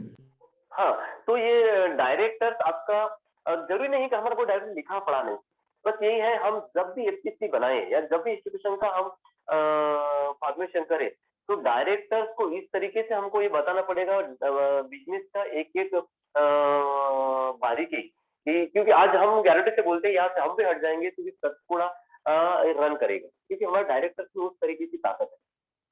बिजनेस को हाँ, वो नहीं जान पाएगी एक्सेल में हिसाब किताब करना, पर उतना समझ पाएगी कि कौन डायरेक्ट में बेचना है, कौन सा क्रॉप डालना है और किस तरीके से इसको रिन करना, ये सब वो किस तरीके से स्टोर करना है, ये सब समझ पाएगी। तो हमारा डायरेक्टर ही मेरा मानना है कि जो डायरेक्टर्स है वही हमारे सबसे मजबूत कड़ी है, और एक है हमारा विलेज लेवल पे होने वाला ऑर्गेनाइजेशन। तो ये दोनों कड़ी को जोड़ता है हमारा ये संचालक परिषद। तो ये हमारा स्ट्रक्चर है। इसमें एक ये मॉडल है, हम तो इसके लिए मलबेरी का हम तो इसको प्रूवन मॉडल समझते हैं कि गवर्नमेंट एक है, 2 एजेंसीज है, एक तो डिपार्टमेंट एग्रीकल्चर है, एक तो सतपुड़ा, या 2 एजेंसीज है। गवर्नमेंट का यह है कि direct DBT to farmer, farmer जो है वो उसका यूटिलाइज कर लेता है एज पर द नाम ऑफ गवर्नमेंट, उसको रेडिंग हाउस है, इक्विपमेंट है, इरिगेशन है, उसमें सतपुड़ा का इतना ही काम है, इतना ही बट मेजर काम है कि उसको टेक्निकल नॉलेज या टेक्निकल इस तरीके से सस्टेन किया जाए दीदी को कि कल यहाँ से दीदी को किसी भी तरीके का असिस्टेंस नहीं मिलेगा, टेक्निकल असिस्टेंस नहीं मिलेगा, और आज नहीं मिलता है। आज से 5 साल पहले जाएंगे तो हमारे पास 20 सुपरवाइजर था, आज हमारे पास मात्र 3 सुपरवाइजर है ना। तो मतलब our farmers are technically very sound, और उन्होंने प्रूव कर दिया कि हमको किसी की जरूरत नहीं है। एक उनके साथ ऐसे चक्कर मारा जाए, एक बैठा जाए, एमआरएस में प्लान किया जाए तो वो कर लेता है, तो वो होना जरूरी है। तो एक एफपीसी अपने पूरे चैलेंजेस, अपकमिंग चैलेंजेस और पीछे गए चैलेंजेस दोनों दीदी के साथ अपने जो शेयर होल्डर के साथ शेयर करना पड़ेगा, शेयर करना चाहिए, और उसको जो चैलेंजेस है उसको पार पाने के लिए हमको किस किस तरीके के काम करने पड़ेंगे, जो भी है कोई डिसीजेस का टाइम हो सकता है तो किसी से पहले प्रिकॉशनरी मेजर क्या लेने चाहिए, इस तरीके से दीदी के साथ हमको शेयर करना होगा। ये एक हमारा, और दूसरा है कि जो दीदी प्रोड्यूस करती है हमको श्योर स्टार्ट इंश्योर करना पड़ेगा दीदी को कि दीदी आप जो भी प्रोड्यूस करे उसको मार्केट में जो भी रेट आएगा उससे कुछ तो पैसा, कुछ तो परसेंटेज में, कुछ तो टके में आपसे हम ज्यादा लेंगे आपसे। हम डे वन से देखेंगे कि एफपीसी में प्रॉफिट होना चाहिए, एफपीसी में प्रॉफिट होना चाहिए, तो शायद हम ये इंस्टीट्यूशन कभी भी रन नहीं कर पाएंगे। तो हम इस तरीके का दिनेश, स्ट्रक्चर वाला मेरे ख्याल से मैंने मोर देन एनफ तुम जितना एक्सप्लेन किए हो, बट एसेंशियली हमको लग रहा है हम एसडब्ल्यूएसपीसीएल को जैसे पोजीशन किए हैं, हम बोल रहे हैं कि डिपार्टमेंट ऑफ सेरिकल्चर जो है वो इंफ्रास्ट्रक्चर बनाने में काम करे, प्रोड्यूसर कंपनी जो है प्रोडक्शन एंड मार्केटिंग वाला पार्ट जो है ये कंप्लीटली प्रोड्यूसर कंपनी अपने हाथ में रखा है। Okay, so thank you so much Dinesh. मेरे ख्याल से सतपुड़ा का जो की पॉइंट्स हम लोग हाईलाइट करना चाह रहे थे वो यहाँ पे हमने ऑलरेडी मेंशन किए हैं, कुछ जस्ट फोटोग्राफ्स हैं देखने के लिए। जहाँ पे मैं ये पूरा डिस्कशन को थोड़ा सा समराइज करना चाहूंगा, सबसे इम्पोर्टेंटली जो इस सवालों से हम शुरू किए थे कि ये जो प्रॉफिट होगा, इस प्रॉफिट होने की गारंटी क्या है, कहाँ से हम सोच रहे हैं कि प्रॉफिट होगा। दूसरा हमने ये सवाल सोच रहे थे कि प्रॉफिट होना, आई मीन एक प्रॉफिटेबल और वायबल बिजनेस इंस्टीट्यूशन जो है ऑपरेट कर रहा है, इसका सबसे फंडामेंटल रीजन ये है या ये फंडामेंटल शर्त ये है कि जो पर्टिकुलर कमोडिटी या सर्विस में वो डील कर रहा है उस पर्टिकुलर प्रोड्यूसर कंपनी, वो प्रोड्यूसर के एंड पे क्या सिग्निफिकेंट वैल्यू जनरेट कर रहा है या नहीं। उदाहरण के लिए मलबेरी में मैं इसलिए पूछ रहा था कि क्या इनकम एक किसान को मिलता है, तो दिनेश बोल रहे हैं कि 70-80 हजार रुपया मिलता है। हम अगर पोल्ट्री का अनुभव देखें तो करीब 35-40 हजार रुपया मिलता है। हमारा मेज का जो फार्मर प्रोड्यूसर कंपनी है उसका अनुभव है करीब 15 से 20 हजार रुपया उसको जो है नेट हाथ में पैसा मिलता है। तो ये जो अट्रैक्टिवनेस है हमारा एक शेयर होल्डर को शेयर होल्डर बनने का जो इंसेंटिव है वो ये है। तो पहला सवाल की जवाब जो हमको देना पड़ता है कि हमारा जो प्रोडक्ट या सर्विसेज है क्या वो स्मॉल होल्डर के लिए अट्रैक्टिव है कि नहीं, पॉइंट नंबर 1। पॉइंट नंबर 2, जो कमोडिटी हम चुन रहे हैं क्या वो हमारे क्षेत्र में जो है प्रोड्यूस किया जा सकता है कि नहीं, माने आसानी से प्रोड्यूस किया जा सकता है कि नहीं। अगर बहुत ही टेक्नोलॉजी इंटेंसिव है, शायद हमारे स्मॉल होल्डर के लिए उसमें पार्टिसिपेट करने का कई सारे और चैलेंजेस शुरू हो जाते हैं। एंड थर्ड जो है मार्केट डिमांड है। ये तीन सवालों का हमारा थॉरो असेसमेंट की जरूरत है, जो SWSPCL के केस में जो है ये तीनों कंडीशन फुलफिल होता है सिवाय तीसरे के, मार्केट डिमांड। जहां से दिनेश ने अपना एक्सपीरियंस शेयरिंग शुरू किया था, अगर आप उसको केयरफुली देखें कि हम बोल रहे हैं 2010 या 12 तक जो है हमारे लिए मार्केट बोलने से कोई नहीं है। मार्केट बोलने से MP silk, Madhya Pradesh silk federation is the only market. तो हमारे पास में अपना प्रोडक्ट को ले जाने का या अपना प्रोडक्ट से 2 पैसा और ज्यादा वैल्यू जनरेट करने के लिए हम completely dependent on Madhya Pradesh silk federation. 2016 के बाद से जब सिल्क फेडरेशन का ऑपरेशन कम होने लग रहा है, तब हमको मजबूरी में जो है हम मार्केट में घुस रहे हैं। एंड मैंने इतना हम लोग फॉर्चुनेट हैं कि 2020-21 तक आते आते जो है यहाँ के जो कोकून है, यहाँ के जो धागा है, जो धागा की जो क्वालिटी है, ये मार्केट में अपना एक स्पेस बनाया है और इसका डिमांड जो है ऑन राइज है। तो ये 3 कंडीशन ये फुलफिल करता है, पॉइंट नंबर 1। पॉइंट नंबर 2 ये है कि SWSPCL एज एन इंस्टीट्यूशन हमने कैसे सोचे थे, ये क्या करेगा। अगर आप पहला जो मेरा जहां से हमने शुरू किया था पूरा चर्चा को, अगर इसको एक बार हम फिर से सामने लाना चाहेंगे, ये स्ट्रक्चर, यस,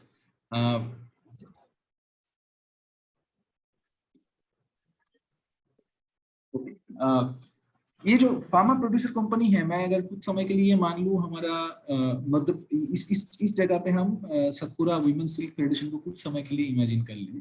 अगर ये इमेजिनेशन में बैठता है तो सवाल ये पैदा होता है, क्या SWSPCL जब नहीं था तब उस समय पे क्या किसानों का मार्केट में कनेक्शन था कि नहीं, मार्केट्स के साथ में उनका जुड़ाव था या नहीं।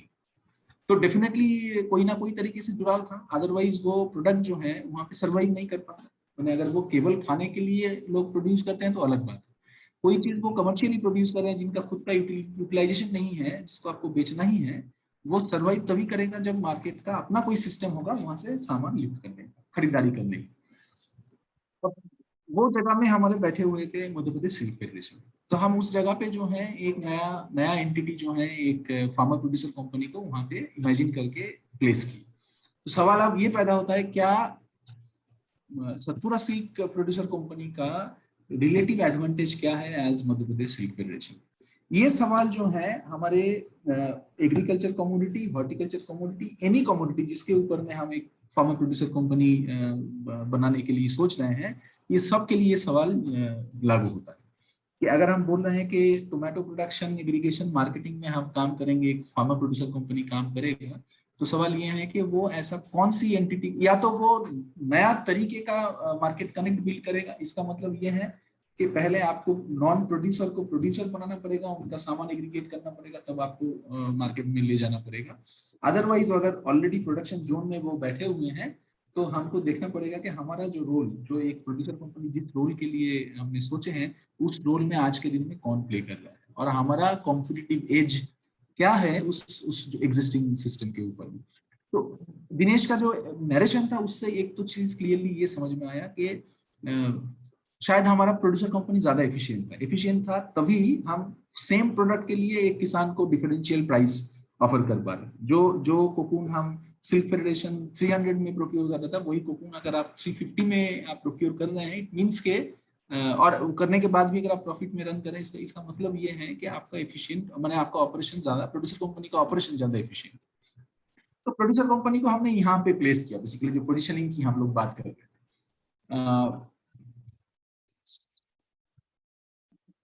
गवर्नेंस सिस्टम का अगर बात करें, गवर्नेंस सिस्टम में माने अक्सर हम बोलते हैं प्रोड्यूसर कंपनी है तो प्रोड्यूसर गवर्न है, बट ये गवर्नेंस में मैंने कब एक मेंबर, आप मान के चलिए कि एक प्रोड्यूसर कंपनी में अगर 700 शेयर होल्डर हैं, कोई भी एग्री चाहे हॉर्टी चाहे सेरिकल्चर प्रोड्यूसर कंपनी जहाँ पे भी 700 शेयर होल्डर हैं और ये सब लोग जो हैं प्रोड्यूसर कंपनी के मालिक हैं, तो मालिकाना हक एक्सरसाइज करने के लिए क्या क्या स्पेस हमने क्रिएट किए हैं दैट बिकम्स इम्पोर्टेंट इस जब हम गवर्नेंस सिस्टम की बात कर रहे हैं। और अक्सर गवर्नेंस सिस्टम की हमारी जो चर्चा बोलिए चाहे परिकल्पना बताइए, वो बोर्ड ऑफ डायरेक्टर को मजबूत करने के लिए अक्सर हमारा बहुत समय टाइम इन्वेस्ट होता है। इसके दो दो दो परिणाम है। एक परिणाम ये है कि क्या क्या हमारे लीडरशिप के जो बोर्ड ऑफ डायरेक्टर में जो बैठे हुए हैं, क्या हम वहाँ पे एक रोटेशनल लीडरशिप और sharing of responsibilities among leaders क्या हम ऐसा देखना चाहते हैं? अगर देखना चाहते हैं तो क्या प्रोड्यूसर कंपनी के अंदर में क्या ऐसा कोई प्रक्रिया है जो सेकेंड लाइन लीडरशिप को प्रमोट कर रहा है? Point number 1। पॉइंट नंबर 2 ये है, क्या प्रोड्यूसर कंपनी के अंदर में ऐसी कोई प्रक्रिया है जहां पे सदस्यों का फैसला लेने में भागीदारी को इंश्योर करने के लिए भिन्न भिन्न प्रकार के उपाय उन्होंने सोच के रखा है, और वो उपाय में से एक है एनुअल जनरल बॉडी मीटिंग। और वो एक मात्र नहीं है, वो एक है, उसके अलावा भी कई सारे उपाय हैं जो सदस्यों को अपना फैसले में भागीदारी लेने के लिए स्कोप देता है। तो ये स्कोप देने के लिए जो महिला रेशम समिति की जो दिनेश बात कर रहा था, जो अक्सर एग्रीकल्चर में जब हम बात करते हैं तो उसको हम लोग फार्मर इंटरेस्ट ग्रुप बोलते हैं या प्रोड्यूसर ग्रुप बोलते हैं। बट ये प्रोड्यूसर ग्रुप का रोल को अच्छे से डिफाइन करना कि देखिए प्रोडक्शन के जो निटिग्रिटीज हैं और फार्मर का अपने तरफ से कभी कभी लापरवाही से जो प्रोडक्शन में नुकसान पहुंचने वाले क्या बोलेंगे जो घटनाएं घटती हैं, ये सब में जो है फार्मर ग्रुप को ही एनेबल करना पड़ेगा कि ये आपकी काम है, ये आप देखिए। मार्केट की demand of cocoon and yarn, market में डिमांड मेज का क्वालिटी का, टोमेटो का क्वालिटी का एक सर्टेन प्रकार का है, ये अगर हम नहीं इंश्योर करें तो हमारा बिजनेस नहीं सर्वाइव करेगा। तो इसलिए बैकएंड का ये समस्या आपको टेक केयर करना पड़ेगा। तो यहाँ से शुरू होता है जब हम गांव में एक्चुअली गवर्नेंस सिस्टम को जब हम और एक्सपैंड करने की बात करते हैं, जब बोर्ड ऑफ डायरेक्टर्स के डोमेन से इसको बाहर ले जाना चाहते हैं, एक ये तरीके से हम करते हैं। दूसरा तरीका करते हैं कि जो एक सेकेंड टियर जो दिनेश ने जिक्र किया थोड़ी देर में कि खाली एमआरएस गांव में नहीं है, उनके एक प्रतिनिधि ग्रुप भी हैं जिनके साथ में हम लगातार चर्चा में रहते हैं, उनसे हम फीडबैक लेते रहते हैं।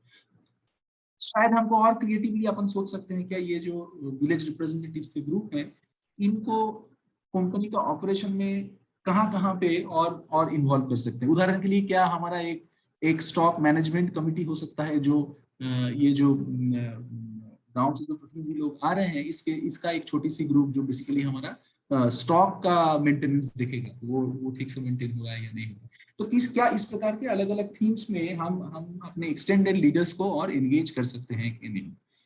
And the fourth and most important point in case of Satpura से लेके मैं बाकी एग्रीकल्चर कमोडिटीज के लिए नहीं, मैं ये मुझे लगता है कि अगर हमने कोई एक्टिविटी के अंदर में घुसे हैं और वो सीरियसली मार्केट फोर्स ड्रिवन है, तो ये विली नीली जो है हमको बैकयार्ड फॉरवर्ड इंटीग्रेशन के लिए वो हमको पुश करेगा। और इसके लिए हमको जो है मैंने वी शुड बी प्रिपेयर्ड कि ये होने वाला है। उदाहरण के लिए अगर हम टोमेटो का, मेरे ख्याल से राजीव भी यहाँ पे है, राजीव गुमला में है, टोमेटो प्रोडक्शन में काफी लंबा समय से आप देख रहे हैं। मैंने टोमेटो प्रोडक्शन के साथ साथ में जो सोफिस्टिकेशन उसके बाद में आया है कि एग्जैक्टली किस साइज एंड शेप का हमको टोमेटो चाहिए, एग्जैक्टली किस समय पे मार्केट में हमको टोमेटो लेते हुए आना है। और ये इंश्योर करने के लिए बैकएंड में आप नर्सरीज को सेंट्रलाइज कर रहे हैं। आपके एक फार्मर के फील्ड में प्लाविंग कब होगा, उसके सोइंग कब होगा, इतना डिटेलिंग को आप फिक्स करते हुए जा रहे हैं, सो दैट हमको सितंबर महीने का 27 तारीख को 30 टन टोमेटो राउरकेला मार्केट के लिए इसी पर्टिकुलर क्वालिटी का अवेलेबल। तो जब इस तरीके का स्पेशलाइजेशन आपको चाहिए होता है, जब मार्केट इस तरीके का स्पेशलाइजेशन आपको डिमांड करता है, तो ये ऑटोमेटिकली बैक एंड के हमारे प्रोसेसेस को हमको ऑर्गेनाइज करना होता है, जो कि सतपुरा के केस में भी एविडेंट है। क्योंकि हमको क्वालिटी ऑफ कोकून में कंट्रोल चाहिए था, तो हमने अपना चाकी सेंटर, अपना नर्सरी रेज किया। जब मार्केट में कोकून बेच नहीं पाए, हम यार्न प्रोडक्शन में गए, and now we are trying to improvise the quality of yarn constantly. तो ये कुछ की एक्सपीरियंसेस जो है SWSPCL से हम ड्रॉ करते हैं। मैं 5 मिनट के लिए यहाँ पे थोड़ा सा रुकूंगा, कुछ अगर इसके ऊपर सवाल है इसमें बात करेंगे, देन आगे बढ़ेंगे। कुछ सवाल जो यहाँ पे आए हैं, कुछ सवाल के राकेश जवाब जी, तो शायद आपके प्रेजेंटेशन में आए हैं, राकेश ने शेयर किया है। ओके हम ये कर Right. सकते हैं कि राकेश अनम्यूट करके अपना सवाल अगर थोड़ा सा और बिल्कुल specifically पूछ लें बिल्कुल। तो ज्यादा अच्छा। राकेश आप अपना सवाल एक तो आप थोड़ा बता भी दें आप कहाँ से हैं और अपना सवाल आप अनम्यूट करके पूछ लेंगे तो बेहतर रहेगा। राकेश आप अपना सवाल अनम्यूट करके पूछ सकते हैं। हाँ, good afternoon. Hello hello. Good afternoon. आपका आवाज आ रहा है हाँ राकेश? हाँ, आ बोलिए रहा है? बोलिए आप बोलिए। अच्छा, हाँ, मैं राकेश कुमार सरंगू हूँ, उड़ीसा से बोल रहा हूँ। हर्षा ट्रस्ट में काम करता हूँ मैं। हेलो। जी राकेश, हाँ हाँ आपकी आवाज आ रही है। हाँ हाँ, मेरा सवाल ये था कि हम अगर एक नया एपीओ हम फॉर्मेशन करने जा रहे हैं तो हमको किन किन पॉइंट में ज्यादातर हमको ध्यान देना चाहिए, जैसे कि वो एक सस्टेनेबल एपीओ के रूप से वो उभर के आए अगले सालों में।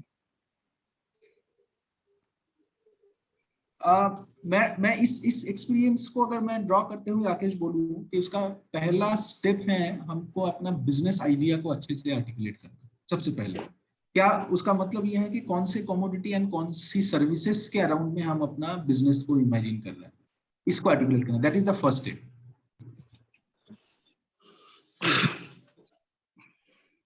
राकेश का मैं पहला उसके सवाल आगे यही था कि how product selection is important.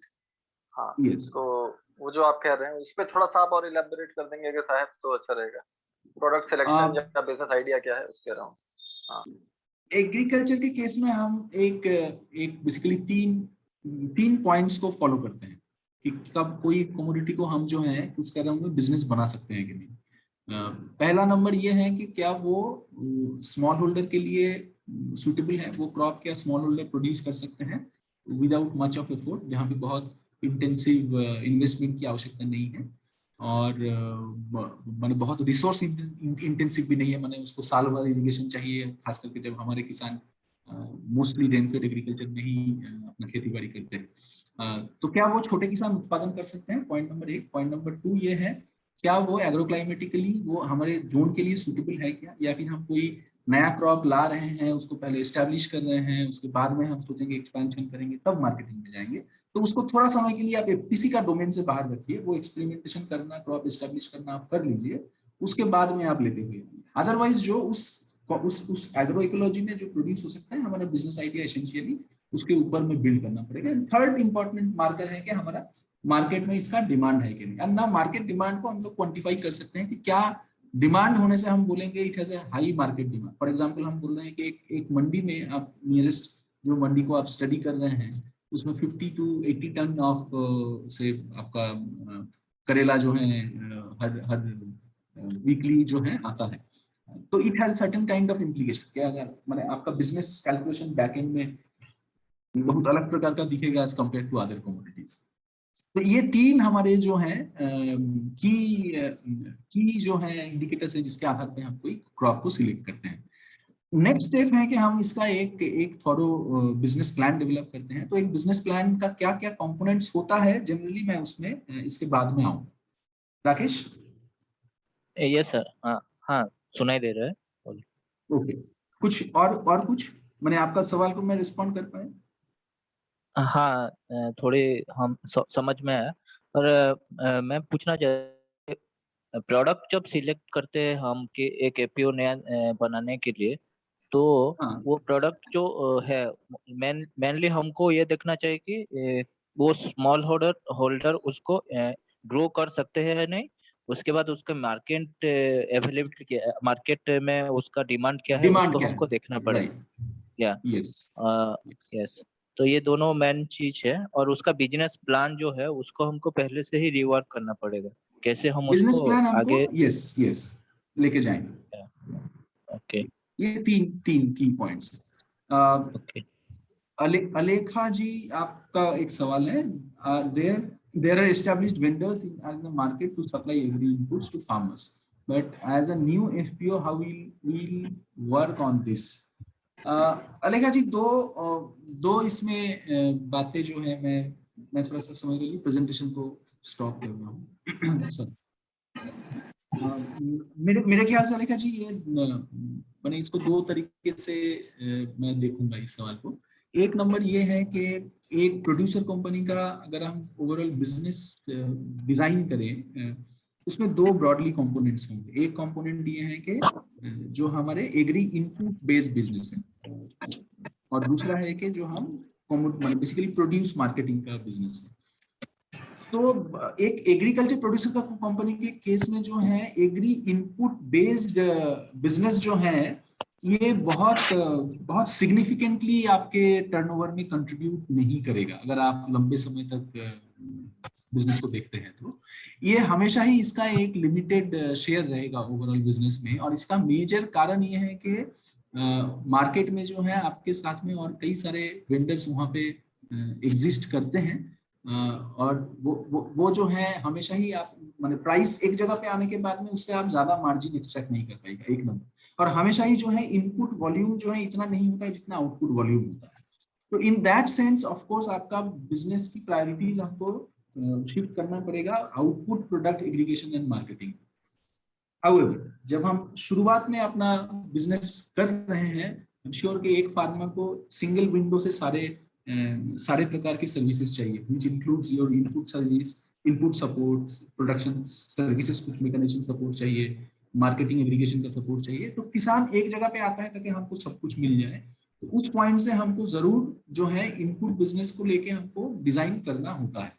और दो इसमें रास्ते मैंने आज के दिन में दिखता है, एक तो है कि केमिकल इनपुट्स में हम लोग जा रहे हैं और जिसके लिए लाइसेंसेस मिलना उसका प्रक्रियाएं जो है इतना सरल तो नहीं है, एक वो है।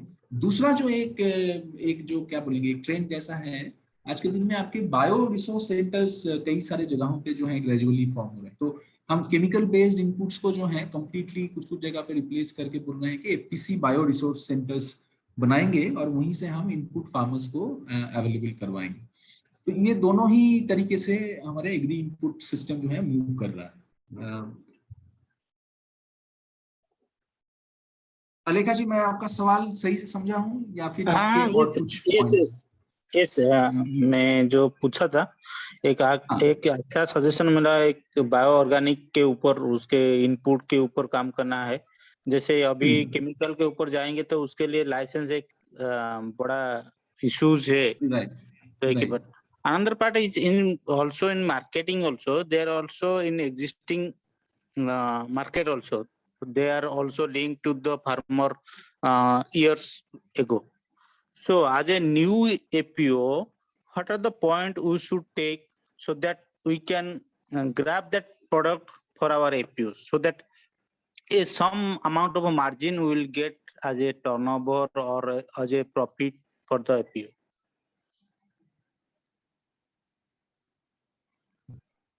मेरे ख्याल से जो अनुभव से मैं जो अपने एक्सपीरियंस से जितना आपको बोल सकता हूँ, जब हमने मेंस के अराउंड में काम किए हैं तो मेंस के अराउंड में हमारा लार्जली काम यही रहा है कि हम बेसिकली एक छोटे सप्लायर के रूप में काम करना शुरू किए थे एक समय पे, जब एकदम इनिशियल डेज था।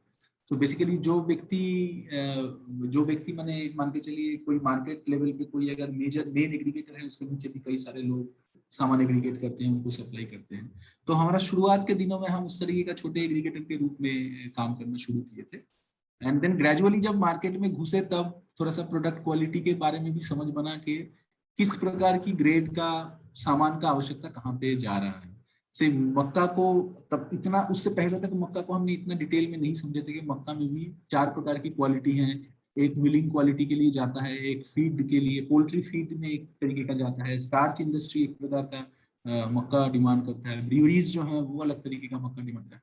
तो वो जब हम छोटे सप्लायर के रूप में काम करना शुरू किए तब ये सारे जो सेग्रीगेशन है प्रोडक्ट में तब हमको समझ में आया, और इसके बारे में सही मायने में पहले से इतना हमने जान के नहीं उतरे थे। तो आई एम श्योर के जो आप पूछ रहे हैं कि आपको एक छोटे सप्लायर के रूप में शायद काम शुरू करना पड़ेगा, then only we gradually understand के क्या प्रोडक्ट सेग्रीगेशन है, कहाँ पे मार्जिन ज्यादा है और किस प्रकार की प्रोडक्ट में आप हाथ देने से आपको 2 पैसा का मार्जिन जो है ज्यादा मिलेगा। तो ये इतना शॉर्टकट में बोलना थोड़ा सा मुश्किल होगा। लेकिन am I clear, Alekha जी, क्या बोलना है? Yes, thank you. Any other question अभी तक? साहब मेरे ख्याल से आप अपना प्रेजेंटेशन कंप्लीट कर लीजिए, उसके बाद फिर हम आगे के सवाल लेंगे।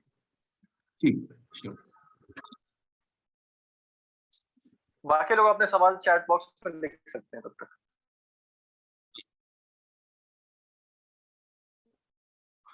सो ये SWO स्पेशल के बाद में हम थोड़ी सी overall farmer producer company in general sense में हम लोग बात करेंगे अभी। तो एक तो ये प्रोड्यूसर कंपनी मैं थोड़ा सा अगर ओरिजिन के हिसाब से देखूंगा तो एक जनरली मैंने ये सब आप लोग जानते ही हैं, इसमें कुछ नया चीज नहीं है। तो लाइसेंस जो है मैं एक तरीके से बोला जाए तो मैंने प्रिंसिपल जो है फार्मा प्रोड्यूसर कंपनी, इसके बेसिस पे इंस्टीट्यूशन खड़ा करना या ऑर्गेनाइजेशन बिल्ड करना, ये कोई मैंने आज की घटना नहीं है। मैंने क्रेडिट सोसाइटी 1904 का भी सेम प्रिंसिपल से ये लोग लेआउट किए थे, और 2002 में जो pharma producer company act finally आया है हमारे पास में। तो इस बीच में जो है बेसिकली अगर जो भी चेंजेस देखेंगे ये पूरा नियमों में, कानून के प्रोविजन में जो चेंजेस हैं वो एक ही चीज के लिए चेंजेस हैं, कैसे जो है इन संस्थाओं को और ज्यादा ऑटोनॉमी दिया जाए, कैसे ये संस्थाएं जो हैं और ज्यादा ग्रोथ सीकिंग इंस्टीट्यूशन के रूप में बढ़े। और मध्य प्रदेश में भी एक समय पे हम लोग कोऑपरेटिव्स प्रमोट करते थे। पोल्ट्री के जो शुरुआतों के दिनों में जो इंस्टीट्यूशन प्रमोट हुए हैं वो सारे के सारे कोऑपरेटिव सोसाइटीज हैं।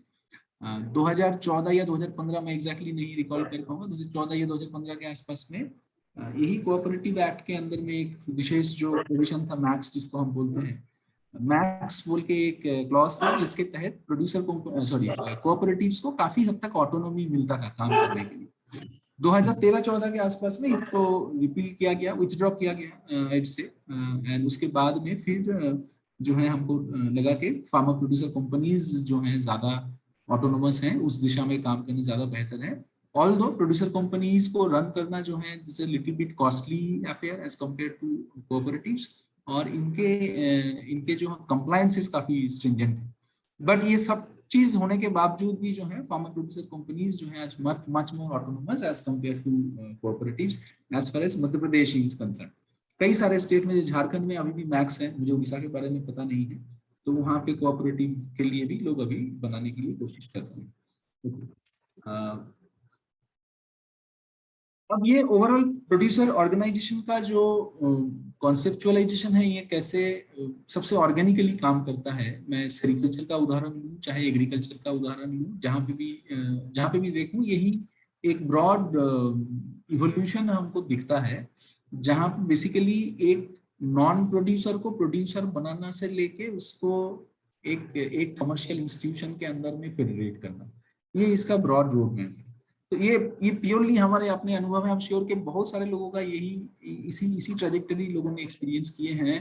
तो started with food security stabilization program, जहाँ पे एक्चुअली मैंने खाने का ग्रेन्स भी साल भर का परिवारों को नहीं होता था। तो स्टार्टेड फ्रॉम देयर, देन ये आपके जो है फार्म प्रोडक्शन सिस्टम को डाइवर्सिफाई करना एंड इंटेंसिफाई करना, जिसका हिस्सा था वेजिटेबल प्रोडक्शन को हम भी लेके आए, फ्रूट ऑर्चर्ड्स को ले आए, मलबेरी सेरिकल्चर भी उसका एक हिस्सा है।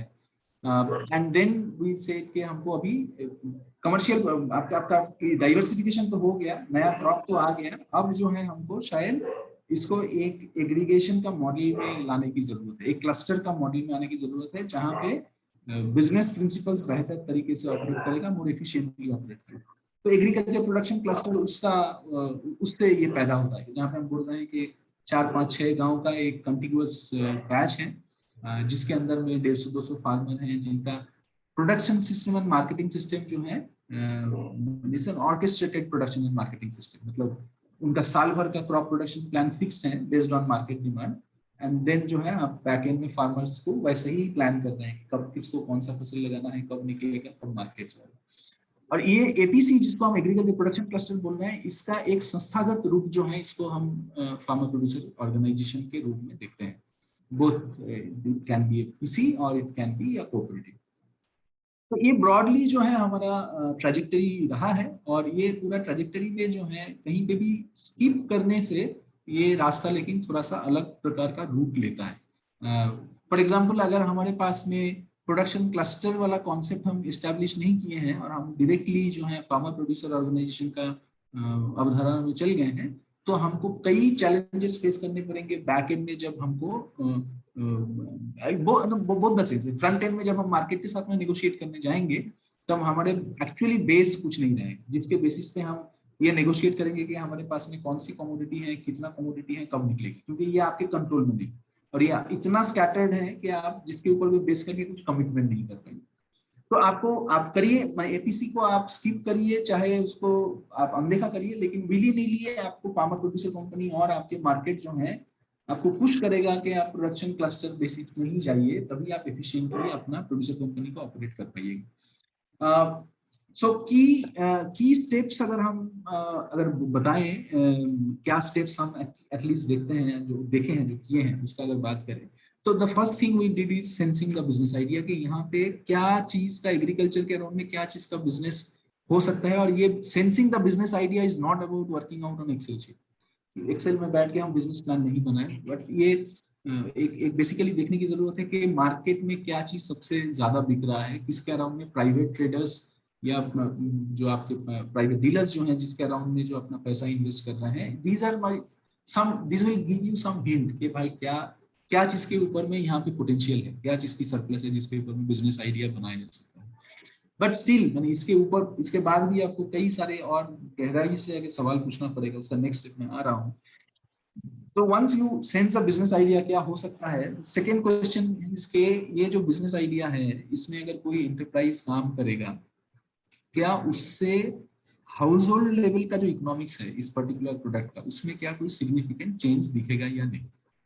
मैंने आप बोल रहे हैं कि पैडी हमारे लिए मेन क्रॉप है, एंड पैडी आज यहाँ पे बहुत उत्पादन होता है, इसका प्रोसेसिंग एंड मार्केटिंग, ऐसा अगर हम एग्रीगेट करें, प्रोसेसिंग करें, मार्केटिंग करें, ये हमारा एफपीसी का बिजनेस आइडिया है। Idea is good. सवाल ये है कि एक किसान पैडी बेचता था, आज के दिन में एक किसान अपना ही कंपनी में पैडी बेचता है और उसका चावल बना के मार्केट में बिकता है। इससे उस पर्टिकुलर फार्मर का इनकम कितना बढ़ा। ये अगर सिग्निफिकेंट इनकम नहीं बढ़ा है, ये अगर इनकॉन्सिक्वेंशियल है, तब आपका share holder and producer company के बीच का कनेक्ट जो है हर हालत पे कमजोर होना है। और ये इसके लिए जो है हम गवर्नेंस को मजबूत करने की बात, ओनरशिप डेवलपमेंट करने की कई सारी प्रक्रिया मैंने लगातार अपनाते रहेंगे, बट द कोर इज के आपका बिजनेस आइडिया से शेयर होल्डर का इनकम सिग्निफिकेंटली इंक्रीज नहीं होगा। तो after sensing the business idea, next question is के ये बिजनेस आइडिया से फैमिली का रोजगार में क्या सिग्निफिकेंट चेंज होने वाला है। Question number 2। क्वेश्चन नंबर 3 ये है कि जो हम एपीसी की बात कर रहे हैं, आप कुछ समय के लिए प्रोडक्शन क्लस्टर का बात भूल जाइए। सवाल ये है कि एक किसान को अगर हम बोल रहे हैं कि से टोमेटो उगाने से आपका रोजगार जो है 20,000 रुपया बढ़ जाएगा, 25,000 रुपया बढ़ जाएगा, तो ये खाली टोमेटो उगाने से उनका रोजगार नहीं बढ़ेगा। आप उनका प्रोडक्शन सिस्टम में भी कुछ काम कर रहे होंगे, या तो उसका टाइम चेंज कर रहे होंगे, या उसका वैरायटी चेंज कर रहे होंगे, या उसका आप एक डेफिनेट मार्केट में कनेक्शन दे रहे हैं, या आप करना चाह रहे हैं। कुछ भी करने जाइए, हर जगह पे आप एसेंशियली चाह रहे हैं किसानों को इकट्ठा करना। वो इनपुट लेवल पे इकट्ठा करना चाहे, आउटपुट लेवल पे इकट्ठा करना चाहे, कोई सर्विस देने के लिए इकट्ठा करना चाहे, इकट्ठा करने का अपना एक कॉस्ट है। मतलब आप मान के चलिए, आप खाली इतना ही चाहते हैं कि सारे किसान एक पर्टिकुलर वैरायटी ऑफ टोमेटो उगाए जो आप मार्केट में ले जाइएगा। तो ये इंश्योर करने के लिए कि आप ये सारे किसान एक ही वैरायटी ऑफ क्रॉप लगा रहे हैं, आपको तो फील्ड में कुछ डिप्लॉय करना पड़ेगा, आपके रिसोर्सेज डिप्लॉय करने पड़ेंगे, पैसा या लोग।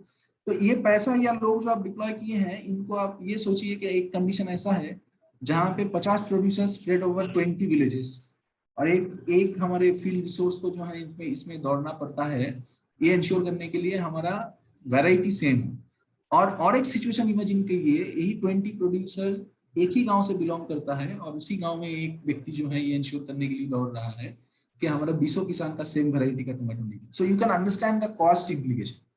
तो पहला सवाल जो हाउस होल्ड इकोनॉमिक्स का मैं बात कर रहा था, दूसरा लेवल में मैं सवाल ये उठाना चाहूंगा कि इस एक्टिविटी वायबल होने के लिए मिनिमम यूनिट साइज क्या है। माने ये जो सर्विसेज चाहिए, किसान का रोजगार 20,000 रुपया बढ़ाने के लिए जो सर्विसेज देने हैं, वो सर्विस देने का जो कॉस्ट है वो किस लेवल पे वायबल है, माने मिनिमम कितने किसान होने से ये मॉडल वायबल है। ये है सेकेंड ऑर्डर कैलकुलेशन, या आप बिजनेस प्लान बोल लीजिए। बिजनेस प्लान तो नहीं बोलूंगा, बट बेसिकली इकोनॉमिक्स को आप वर्कआउट कर रहे हैं। एंड थर्ड ऑर्डर है कि ये सारे जो क्लस्टर्स हम बोल रहे हैं, ये जो सर्विसेज का जो हम छोटे छोटे क्लस्टर लेवल का एग्रीगेशन बोल रहे हैं, ऐसे कितने क्लस्टर्स की एग्रीगेशन आप सोच रहे हैं कि जो वायबल होगा एक एंटरप्राइज को रन करने के लिए। तो बेसिकली हम 3 लेयर्स पे अपना इकोनॉमिक्स को कैलकुलेट कर रहे हैं कि आप तीनों जगह पे अपनी वायबिलिटी चेक कर रहे हैं, हाउस होल्ड लेवल पे, मिनिमम यूनिट साइज लेवल पे एंड एंटरप्राइज लेवल पे। So once these things are done, अब बारी आती है हमारी assumptions चेक करने का। तो जो हम सेंसिंग द बिजनेस आइडिया, जो फर्स्ट आइडिया जहां से शुरू किए थे, उसको वैलिडेट करने की बारी है। तो ये वैलिडेट करने की बारी, सिंपली स्पीकिंग, इसका मतलब है हमारा थोरो मार्केट स्टडी, थोरो करंट प्रोडक्शन टेक्नोलॉजी का स्टडी एंड फाइंडिंग आउट कि भाई इसमें से एग्जैक्टली क्या गैप है जो प्रोड्यूसर कंपनी फुलफिल करने वाली, या एग्जैक्टली कौन सी सर्विसेज में जो प्रोड्यूसर कंपनी जिसमें हाथ देगा। ये फिक्स होने के बाद में you start developing your business plan. Okay, so business plan development में बेसिकली हमारा तीन हिस्सा होता है। कोई भी बिजनेस प्लान अगर बनाना जाएंगे 3 हिस्सा होता है। एक है कि ये बिजनेस प्लान में आप जो है आपका की प्रोडक्ट क्या है, उस प्रोडक्ट को पाने के लिए बैक एंड में आप क्या इनपुट सप्लाई कर रहे हैं। सो इनपुट सप्लाई जो आप करिएगा उसमें आपका एक खरीदारी का कॉस्ट होगा और देने का एक कॉस्ट होगा। दूसरा है उस प्रोडक्ट को आप प्रोक्योर करिएगा और मार्केट में ले जाइएगा, तो प्रोडक्ट को प्रोक्योर करने का कॉस्ट होगा, बेचने का एक कॉस्ट होगा। सो ये इसको डिटेल में वर्कआउट करना कि क्या इनपुट जाएगा, कितना प्रोडक्शन आएगा, कितना हम एग्रीगेट करेंगे, कितना मार्केट में लेंगे। तो ये एक हिस्सा है एक बिजनेस प्लान बनने का। दूसरा हिस्सा ये है कि आपके प्रोडक्शन प्लान जो आपका जो बिजनेस प्लान बना है, इट मे लुक ग्रेट, लेकिन आपका कैश फ्लो जो है एक बहुत ही क्रिटिकल हो जाता है कि हमारे बैलेंस शीट में लगता है कि बहुत अच्छा दिख रहा है, लेकिन बिजनेस कंप्लीटली अनवायबल है, क्योंकि हमारे पास में जो वर्किंग कैपिटल चाहिए वो हमारे पास में सफिशिएंट नहीं है, और जिसके कारण से हम मार्केट में बिजनेस ऑपरेट नहीं करता है। सिंपली उदाहरण अगर देने जाएं, जब हम फार्मर से मेज प्रोक्योर करते हैं, मार्केट में सप्लाई करते हैं, किसान को पेमेंट करना पड़ता है हमको with in 3 days. Just a minute.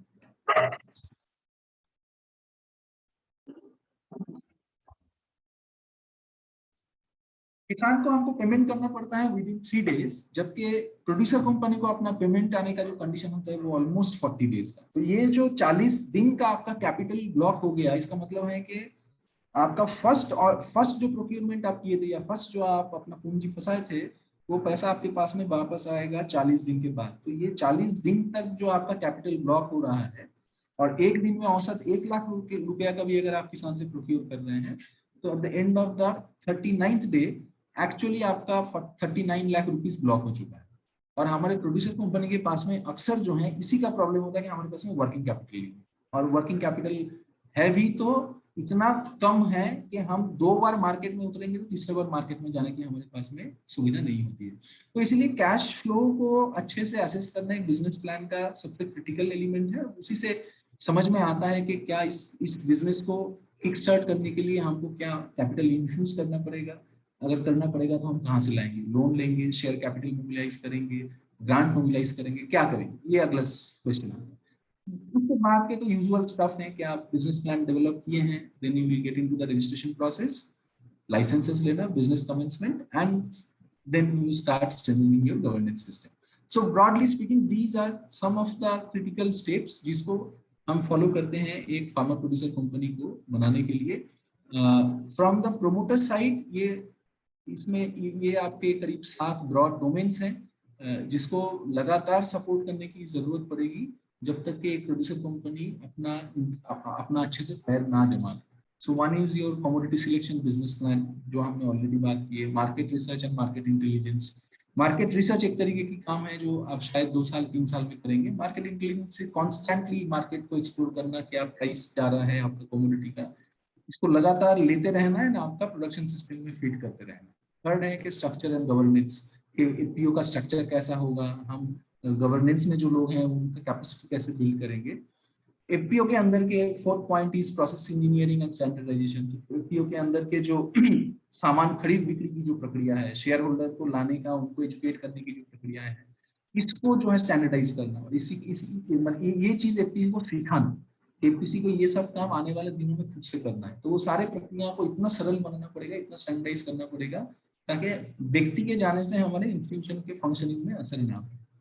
Fifth important point for FPC is MIS. तो हमको एक एफपीसी चलाने के लिए एमआईएस चाहिए कि जो सीईओ या मैनेजर है उनको तो उनका फिंगर टिप में होना पड़ेगा ना, उनका सुपरवाइजर कैसे काम कर रहे हैं, उनका प्रोडक्शन सिस्टम ठीक से काम कर रहे हैं कि नहीं। तो हमारा एक एमआईएस सिस्टम चाहिए, एक अकाउंटिंग सिस्टम चाहिए, और ये चलाने के लिए एफपीओस के लोगों का एक थॉरो कैपेसिटी बिल्डिंग के काम की आवश्यकता पड़ेगी। तो these are the broad domains for the promoting agency to intervene for strengthening and promoting of farmer producer organizations. As a whole ये सारे चीज को एक साथ लेके अगर चलेंगे तो जो की इंसाइट्स निकल के आता है, the first insight about farmer producer organization is that it is a professionally managed but community governed. So let's not confuse, it is not either way. Community managed and professionally governed, it cannot be the case. The case is essentially professionally managed and community governed. मतलब आपके CEO, आपके manager जो हैं उसको उस जगह पे आपको एक प्रोफेशनल चाहिए जो इस सब्जेक्ट को समझता है, जो मार्केट को समझता है, जो मार्केट में डील कर सकता है।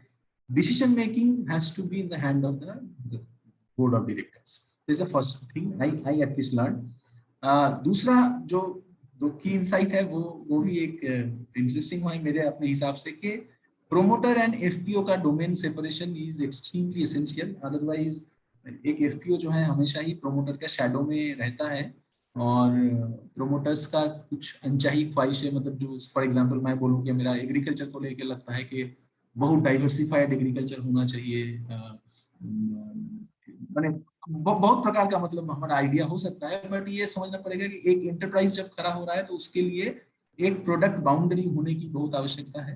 उनकी एनर्जी, उनकी रिसोर्सेज को हम जो है अपना जो ख्वाहिश है कि डाइवर्सिफाइड एग्रीकल्चर हो which is not a very defined commodity, तो उसमें हम बार बार उसको ड्रैग नहीं करें और एफपीओ को अपना कमोडिटी आइडेंटिफिकेशन के बाद में उसके ऊपर में आगे बढ़ने दें। तो इसलिए प्रोमोटर एंड एफपीओ का domain separation becomes very important. और खास करके जब प्रोमोटर खुद ही, जिसमें प्रधान अगर एपीसी बना रहा है ऑफन इट फील्स के भाई मैं ही बनाया हूं तो मेरा तो हक बनता ही है उसमें जाके इंटरवीन करना या उसको इंटरफेयर करना, बट वो सेग्रीगेट करने की बहुत आवश्यकता है कि कहाँ पे मैं घुसूं और कहाँ पे ना घुसूं। थर्ड पॉइंट जो है, इन जनरली स्पीकिंग एक एग्रीकल्चर कमोडिटी में 7-8% के मार्जिन में एक बिजनेस ऑपरेट होता है और एक एपीसी चलाने के लिए मिनिमम आपको 7-8 लाख रुपए एनुअल कॉस्ट जो है बैठता है। अगर आप 800-900 लोगों के साथ काम कर रहे हैं तो इट सिंपली मींस के मिनिमम 1 करोड़ सेल्स टर्नओवर हमको आने वाले 1-1.5 साल में, जिस दिन फॉर्म हुआ है उसके 1-1.5 साल के अंदर में 1-1.5 करोड़ का सेल्स टर्नओवर हमको एम करना पड़ेगा और हमको उसी लाइन पे गियर अप होना पड़ेगा, नहीं तो जो है हम इस दौर में पीछे रह जाएंगे। फोर्थ है एग्रीगेशन एंड मार्केटिंग जो है ये की बिजनेस एलिमेंट है जो ऑलरेडी मैंने हाईलाइट किया कि इनपुट फोकस्ड बिजनेस डेवलपमेंट थोड़ा आज के दिन में डिफिकल्ट दिखता है एज कंपेयर टू जब हम प्रोड्यूस मार्केटिंग की बात करते हैं।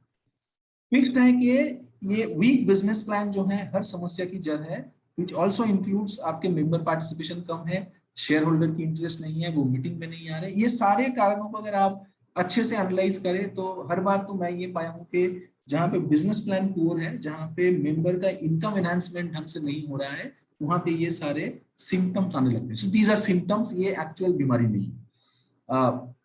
सेकेंड लास्ट पॉइंट इज के बिजनेस प्लान प्रॉमिसिंग होना एंड कैश फ्लो प्रॉब्लमेटिक होना ये अक्सर होता है। तो जब हम बिजनेस प्लान बना रहे हैं कैश फ्लो को बहुत सीरियसली अटेंड करें। एंड फाइनल पॉइंट जो है, अगर प्रोसेसिंग बेस्ड एफपीओज हम इमेजिन कर रहे हैं तो एक प्रोसेसिंग बेस्ड एफपीओ जो है अक्सर नहीं माने bound to happen, it will have a very high working capital requirement. तो अगर हम वो सोच रहे हैं तो हम थोड़ा कैपिटल रिक्वायरमेंट के बारे में भी सोच के तब आगे बढ़े। So this is all from my side, and we can go for certain questions. Yes.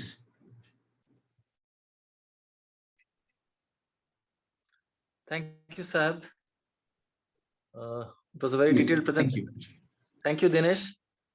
आपने जो अनुभव रखा उसके साथ भी ये प्रेजेंटेशन और रेलेवेंट हो पाया और मेरे ख्याल से काफी सारे सवालों के जवाब मिल गए हैं। बहुत कॉम्प्रिहेंसिव था, but still the forum is open क्योंकि अभी हमारे पास कुछ वक्त है, तो अगर किसी के पास कुछ सवाल हैं तो लोग अभी यहाँ रख सकते हैं। हमारे पास करीब 10 से 15 मिनट का वक्त है।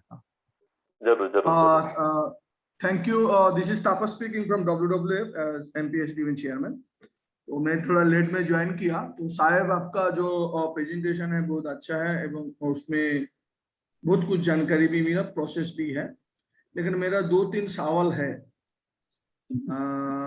फर्स्ट मेरा जो क्वेश्चन है, देखिए हम लोग जो काम कर रहा है थोड़ा बहुत रूरल एरिया में काम कर रहा है, not accessible not reachable village है। मोस्ट ऑफ द पीपल मान के चलो उसको लिटरेसी रेट भी बहुत कम है। और मोस्ट ऑफ द हम लोग जो काम कर रहे हैं वुमेन फार्मर के साथ ही काम कर रहा है in terms of gender point of view. तो मेरा क्वेश्चन जो है देखिए प्रोड्यूसर फार्मर प्रोड्यूसर कंपनी बा farmer producer organization as a profit making organization not non profit making organisation.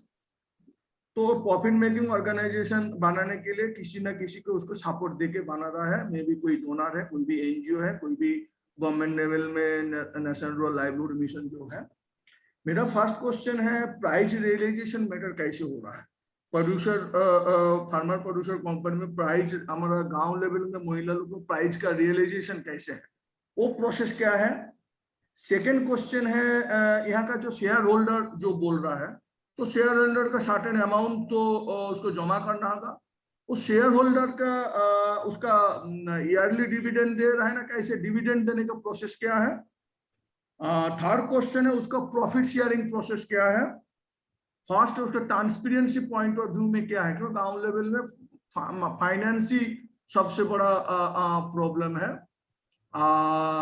Sustainability point of view में जितना प्रोड्यूसर कंपनी हम देखा, जब तक डोनर का सपोर्ट है, जब तक प्रमोटिंग ऑर्गेनाइजेशन का सपोर्ट है, तब तक वो रह रहा है। जब तक उसका सपोर्ट नहीं रहता, धीरे धीरे उसका प्रॉब्लम होता है। तो सस्टेनेबल पॉइंट ऑफ व्यू में उसका भविष्य क्या है? मेरा ख्याल से मेरा क्वेश्चन आपको थोड़ा समझ में आया कि नहीं, उसी हिसाब से आप थोड़ा आंसर देगा तो अच्छा है। ओके तापस, बहुत सारे सवाल आपने एक साथ हमारे ऊपर दे दिए। एक साथ बहुत कर दिया मैंने। तो मैंने सारे सवाल का तापस सिंसियरली मेरे पास जवाब नहीं है, जितना है मैं कोशिश कर रहा हूँ। एक नंबर तो प्रैक्टिकली जो है आप बता दीजिए, प्रैक्टिकली राइट जो प्रैक्टिकली जो अनुभव है, जो अनुभव है वही बता सकता हूँ, उससे तो नहीं बोल पाऊंगा। तो एक तो ये जब आप प्राइस रियलाइजेशन की बात कर रहे हैं कि फार्मर एंड पे क्या प्राइस रियलाइजेशन है ना, तो इसका दो पहलू है। एक नंबर है कि एग्जैक्टली क्या प्राइस कैसे उनको मिल रहा है। तो ये कमोडिटी का उदाहरण लेकर मैं बात करूं, फॉर एग्जांपल मेज में अगर हम लोग काम कर रहे हैं तो जनरली हम लोग यही करते हैं कि जो मंडी प्राइस है, मंडी प्राइस के करीब 50 पैसा 70 पैसा के आसपास का कम रेट में उनको जाता है, जो कि उनका ट्रांसपोर्ट का कॉस्टिंग आता है। अब सवाल ये है कि हमको ये प्राइस डिस्कवरी कैसे होता है, कि कहाँ से हमको इस प्राइस के बारे में पता चलता है। तो अक्सर ये आपके कमोडिटी के केस में, खास करके जहाँ पे ग्रेन्स बेस्ड काम हम लोग कर रहे हैं, इसमें एक चीज तो क्लियरली समझ में आता है कि यहाँ पे एक शब्द चलता है सौदा बोल के। तो सौदा का मतलब ये होता है कि आपको एक पर्टिकुलर विंडो के अंदर में एक सर्टेन क्वांटिटी डिलीवर करना है एट ए फिक्स्ड प्राइस। सो मैंने हमको कोई हमारे साथ किसी का सौदा हुआ है 100 टन मक्का का, जो हमको 14 नवंबर तक डिलीवर करना है, और 14 नवंबर तक का हमारा रेट का कमिटमेंट है 18.5 रुपया या 17.5 रुपया। तो ये जो आपका ये जो आपका टाइम का जो स्प्रेड है, ये टाइम का स्प्रेड जब छोटी प्रोड्यूसर कंपनी होता है या छोटे एंटरप्राइजेस होते हैं, वो इतना लंबा स्पैन पे नहीं काम कर पाता है, वो बहुत छोटे छोटे स्पैन पे काम करेगा, हफ्ते का रेट में काम करता है।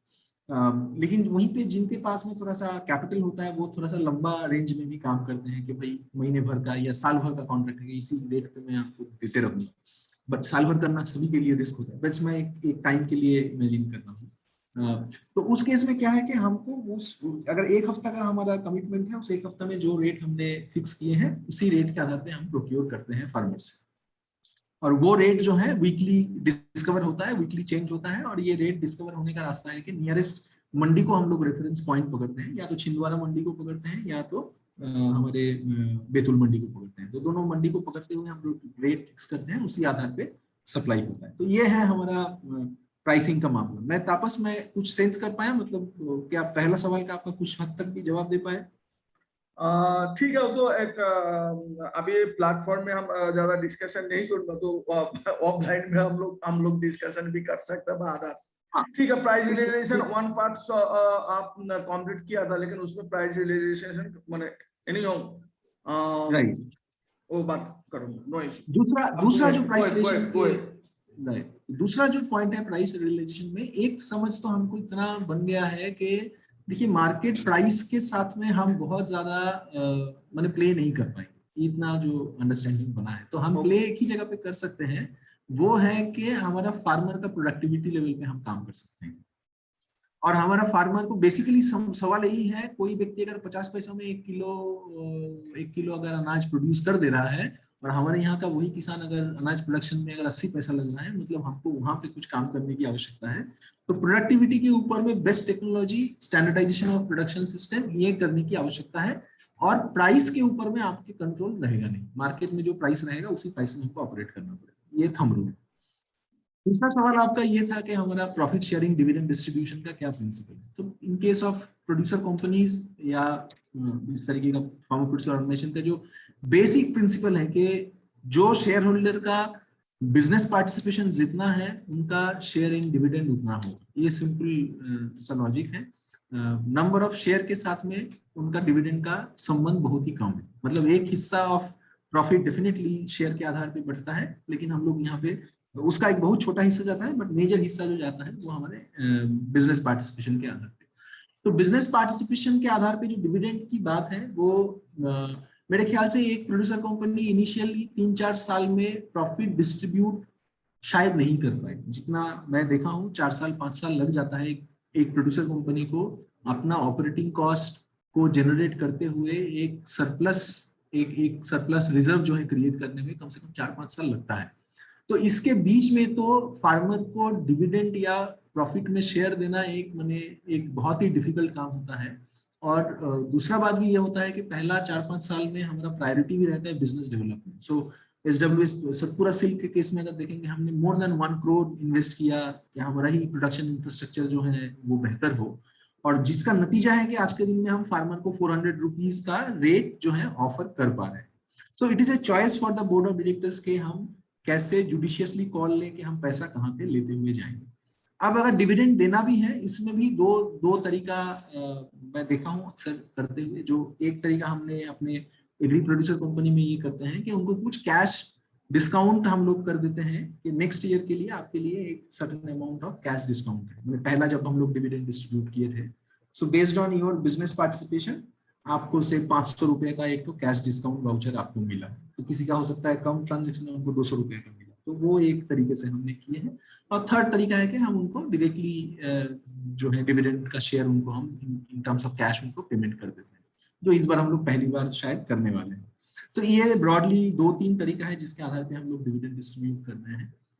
ट्रांसपेरेंसी को लेके मेरे मन में कोई एक तरीका नहीं है। एक जो सबसे मजबूत तरीका ये लगता है कि जो लगता है और जो हम लोग करते भी हैं, वो ये है कि जो फिनेंशियल ट्रांजैक्शन है, की जो फिनेंशियल ट्रांजैक्शन की इंडिकेटर है कि कितना लेन देन हुआ, कितना सामान बिका, इसका एक लिखित में पर्ची जो है हमारा एटलीस्ट FIG मीटिंग में अवेलेबल हो जाए, ताकि हम लगातार उस FIGs को या IMRS फॉर दैट मैटर हमारे producer company, silk producer company में, तो उनको जो है मंथली एक अपडेट जो है हम करते रहते हैं कि ये इसका ये परफॉर्मेंस रहा इस महीने में। और दूसरा ट्रांसपेरेंसी मेंटेन करने की जगह है कि जहाँ पे CEO reports back to the board of directors कि हमारा बिजनेस परफॉर्मेंस क्या रहा, उसको CEO को प्रेजेंट करना है, और बोर्ड ऑफ डायरेक्टर्स को उतना कैपेबल होना पड़ेगा वो CEO को सवाल पूछना। तो ये कुछ तरीका है जो हम लोग फॉलो करते हैं। लास्ट वाला जो मैंने बोला वो कोई ओवरनाइट काम नहीं है, मैंने it needs huge investment on the board of directors ताकि वो उस जगह पे आए और वो सवाल करने का लिए सक्षम बने। तो ये कुछ ब्रॉड तरीके हैं जो हम ट्रांसपेरेंसी को इंश्योर करने के लिए कोशिश करते हैं। Any question I left Tapas? One question left है, जो सस्टेनेबिलिटी पॉइंट ऑफ व्यू, मैंने आपका जितना डोनर है, जितना प्रोजेक्ट है, उसी बात प्रोजेक्ट खत्म हो गया, डोनर भी चला गया, आपका प्रोड्यूसर कंपनी भी लॉस हो जाता है। Okay, right. Sustainability point of view में क्या आपका स्ट्रेटेजी क्या है, ये भी बोल रहा हूँ। स्ट्रेटेजी तो देखिए, ऑनेस्टली आई एम स्पीकिंग, हम लोग बोलते हैं फार्मर प्रोड्यूसर कंपनी, आप देखेगा तो उसका बोर्ड ऑफ डायरेक्टर कोई फार्मर भी नहीं है ना, कोई मैनेजर होता है वो भी फार्मर भी नहीं है, आउटसाइडर पीपल होल्डिंग है ना। तो मेरा ख्याल से ही मैं बोल रहा हूँ, फार्मर प्रोड्यूसर कंपनी हम बोलता है देखो सस्टेनेबल पॉइंट ऑफ व्यू में आज प्रधान उसको सपोर्ट कर रहा है, प्रधान का प्रोजेक्ट है, प्रधान का पैसा है, वो सपोर्ट कर रहा है, एफर्ट कर रहा है। जब उसका प्रोजेक्ट खत्म हो जाता है, डोनर खत्म तब उसका क्या तब होगा? उसको कैसे तब होगा, क्या तभी होगा? मैं उस क्या होगा? सस्टेनेबल पॉइंट ऑफ व्यू में वही मैं पूछ रहा हूँ। Right right. सो मेरा जो आपने मैंने दोनों तरीके के अनुभव है Tapas, to be frank. One experience coming from your Satpura silk producer company and other one is from Chirayu and संपूर्ण।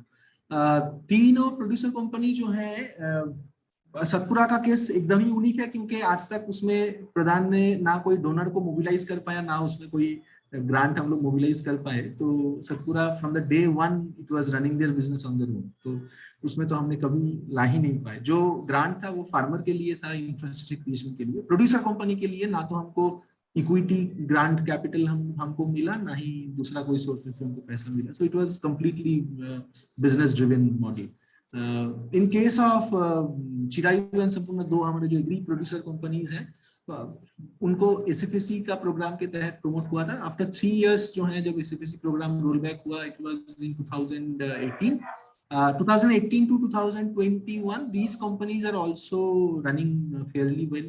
और एक चीज जो हमने समझा है कि बिजनेस आइडिया अगर आप मजबूत नहीं है तो आपका ये सब प्रॉब्लम जो है शुरू होता है। हमने केयरफुली मेज के अराउंड में बिजनेस प्लान किया, तो मेज का बिजनेस प्लान जो हमने जिस तरीके से सोचा था वैसे ही वर्कआउट किया।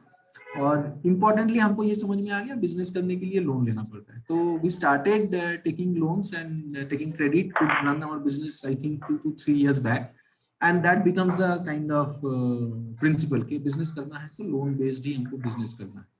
तो ये चीज जो है हमारे 3 प्रोड्यूसर कंपनी से आ रहा है। थर्ड जहाँ पे हमको स्ट्रगल हुआ, वो भी बोलने में कोई ये नहीं है मेरे ख्याल से लर्निंग फोरम, कि जहाँ पे स्ट्रगल हुआ वहाँ पे ये है कि जब हमारे कमोडिटी का सिलेक्शन अप्रोप्रिएट नहीं रहा और keep on shifting from one commodity to another commodity, कि कहाँ पे क्या चीज बेस्ट रिजल्ट देगी। तो ये बैकग्राउंड वर्क जो होमवर्क करने की जरूरत थी वो नहीं होने से ये नतीजा जो है होना स्वाभाविक था, जो हमने भी एक्सपीरियंस किया। So that's all about sustainability.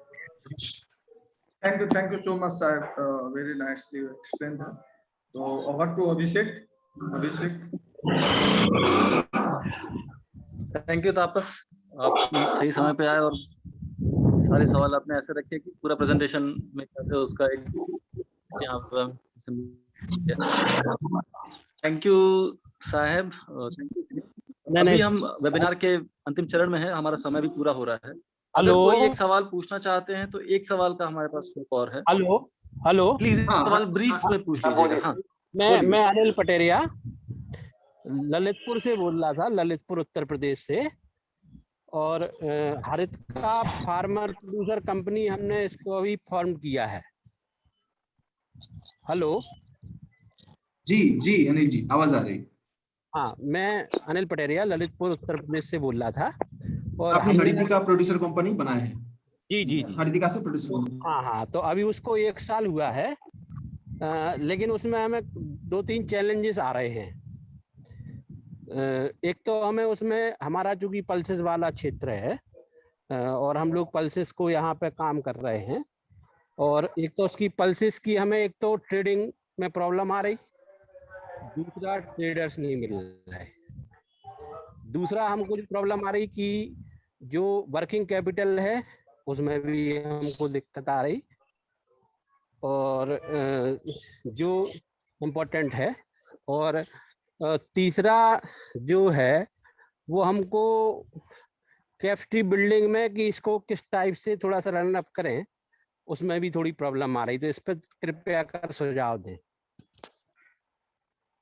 Anil ji, मैंने आपका सवालों का इतना जल्दी में मैं बिल्कुल सुझाव नहीं दे पाऊंगा, लेकिन 2-3 चीज जरूर मैं सजेस्ट करूंगा आपको। पॉइंट नंबर 1 ये मैं बोलूंगा कि आपने पल्स में अगर हाथ दिए हैं तो मैं ये अनुमान कर रहा हूं कि आपने जरूर पल्स का मार्केट को भी अच्छे से स्टडी किए होंगे। अगर नहीं किए हैं तो बिना विलंब किए आप जो है मार्केट स्टडी का एक प्रोग्राम शुरू करिए, है ना।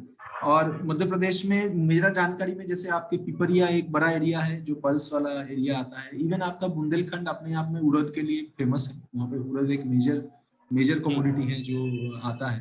तो एक थॉरो मार्केट स्टडी आप तुरंत जो है बिना समय गवाए उसको शुरू करिए। Point number 1। पॉइंट नंबर 2 ये है कि वर्किंग कैपिटल जो है इसका समाधान जो है आपको दो ही जगह से मिल सकता है। एक समाधान ये है कि आप बिजनेस में अगर आप 6-8% का प्रॉफिट देख पा रहे हैं आपका कमोडिटी ट्रांजैक्शन में, तो आप एक छोटी सी सीसी लेने के लिए क्यों आप पीछे हटेंगे।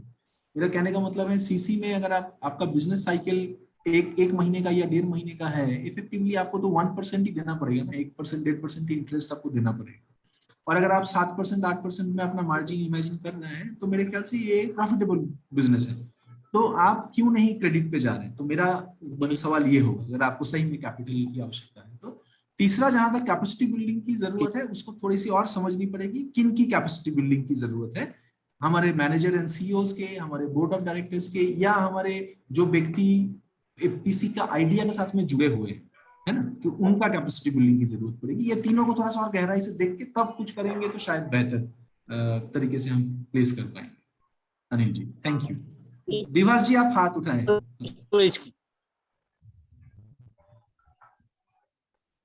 पटेरिया जी, आपसे मैं कहूंगा कि अगर आपके और सवाल हैं तो आप मैसेज कर सकते हैं या फिर हमारा फेसबुक पेज है वहां पे भी जाके अपनी क्वेरी डाल सकते हैं, तो इस पे हम भविष्य में और इस पे आगे बातचीत कर पाएंगे।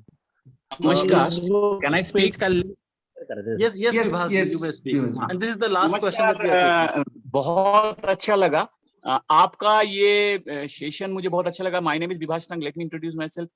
मैं I am the founder of green tech and green tech green foods, और I am an consultant for central for rural development training IIT Delhi for agro and food startups. Basically, I am a food technologist and agriculturist, and and I am also associated with TERI, the Energy and Resource Institute.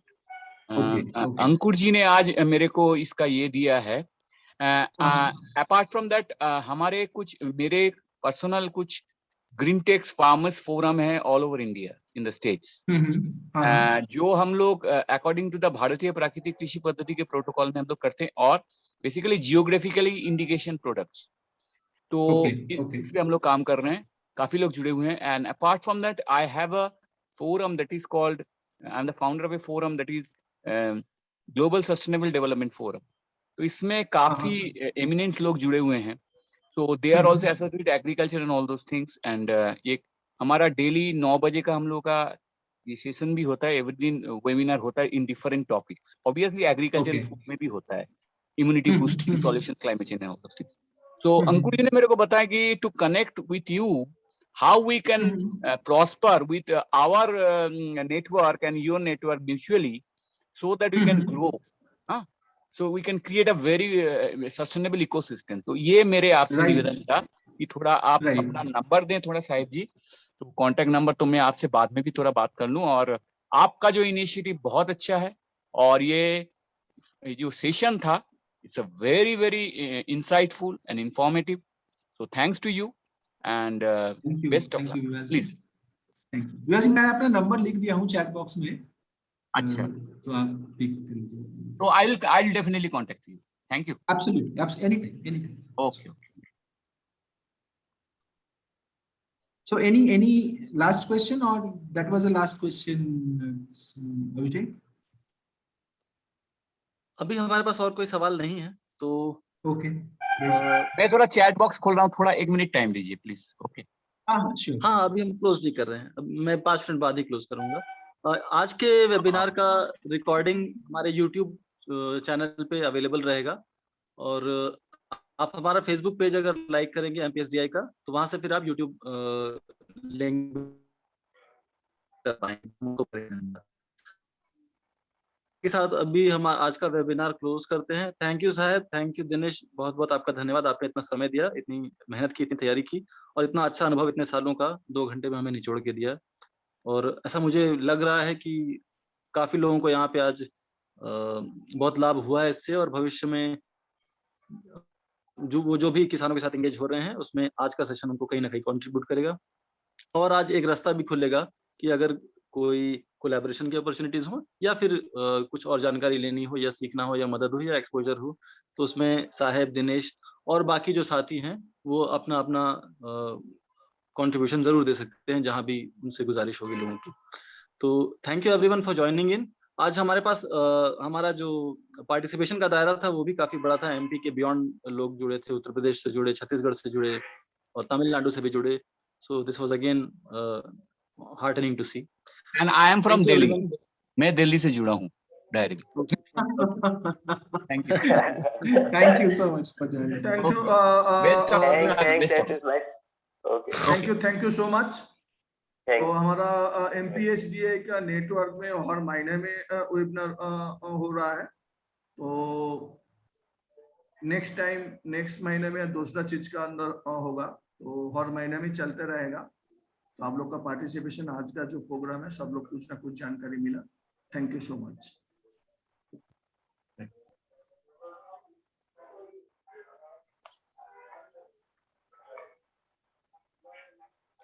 बाकी लोग leave कर सकते हैं। मैं 5 minute बाद इस session को close करूंगा, ताकि जिनको कुछ अगर चैट में देखना है तो देख सकते हैं। Okay. Thank you.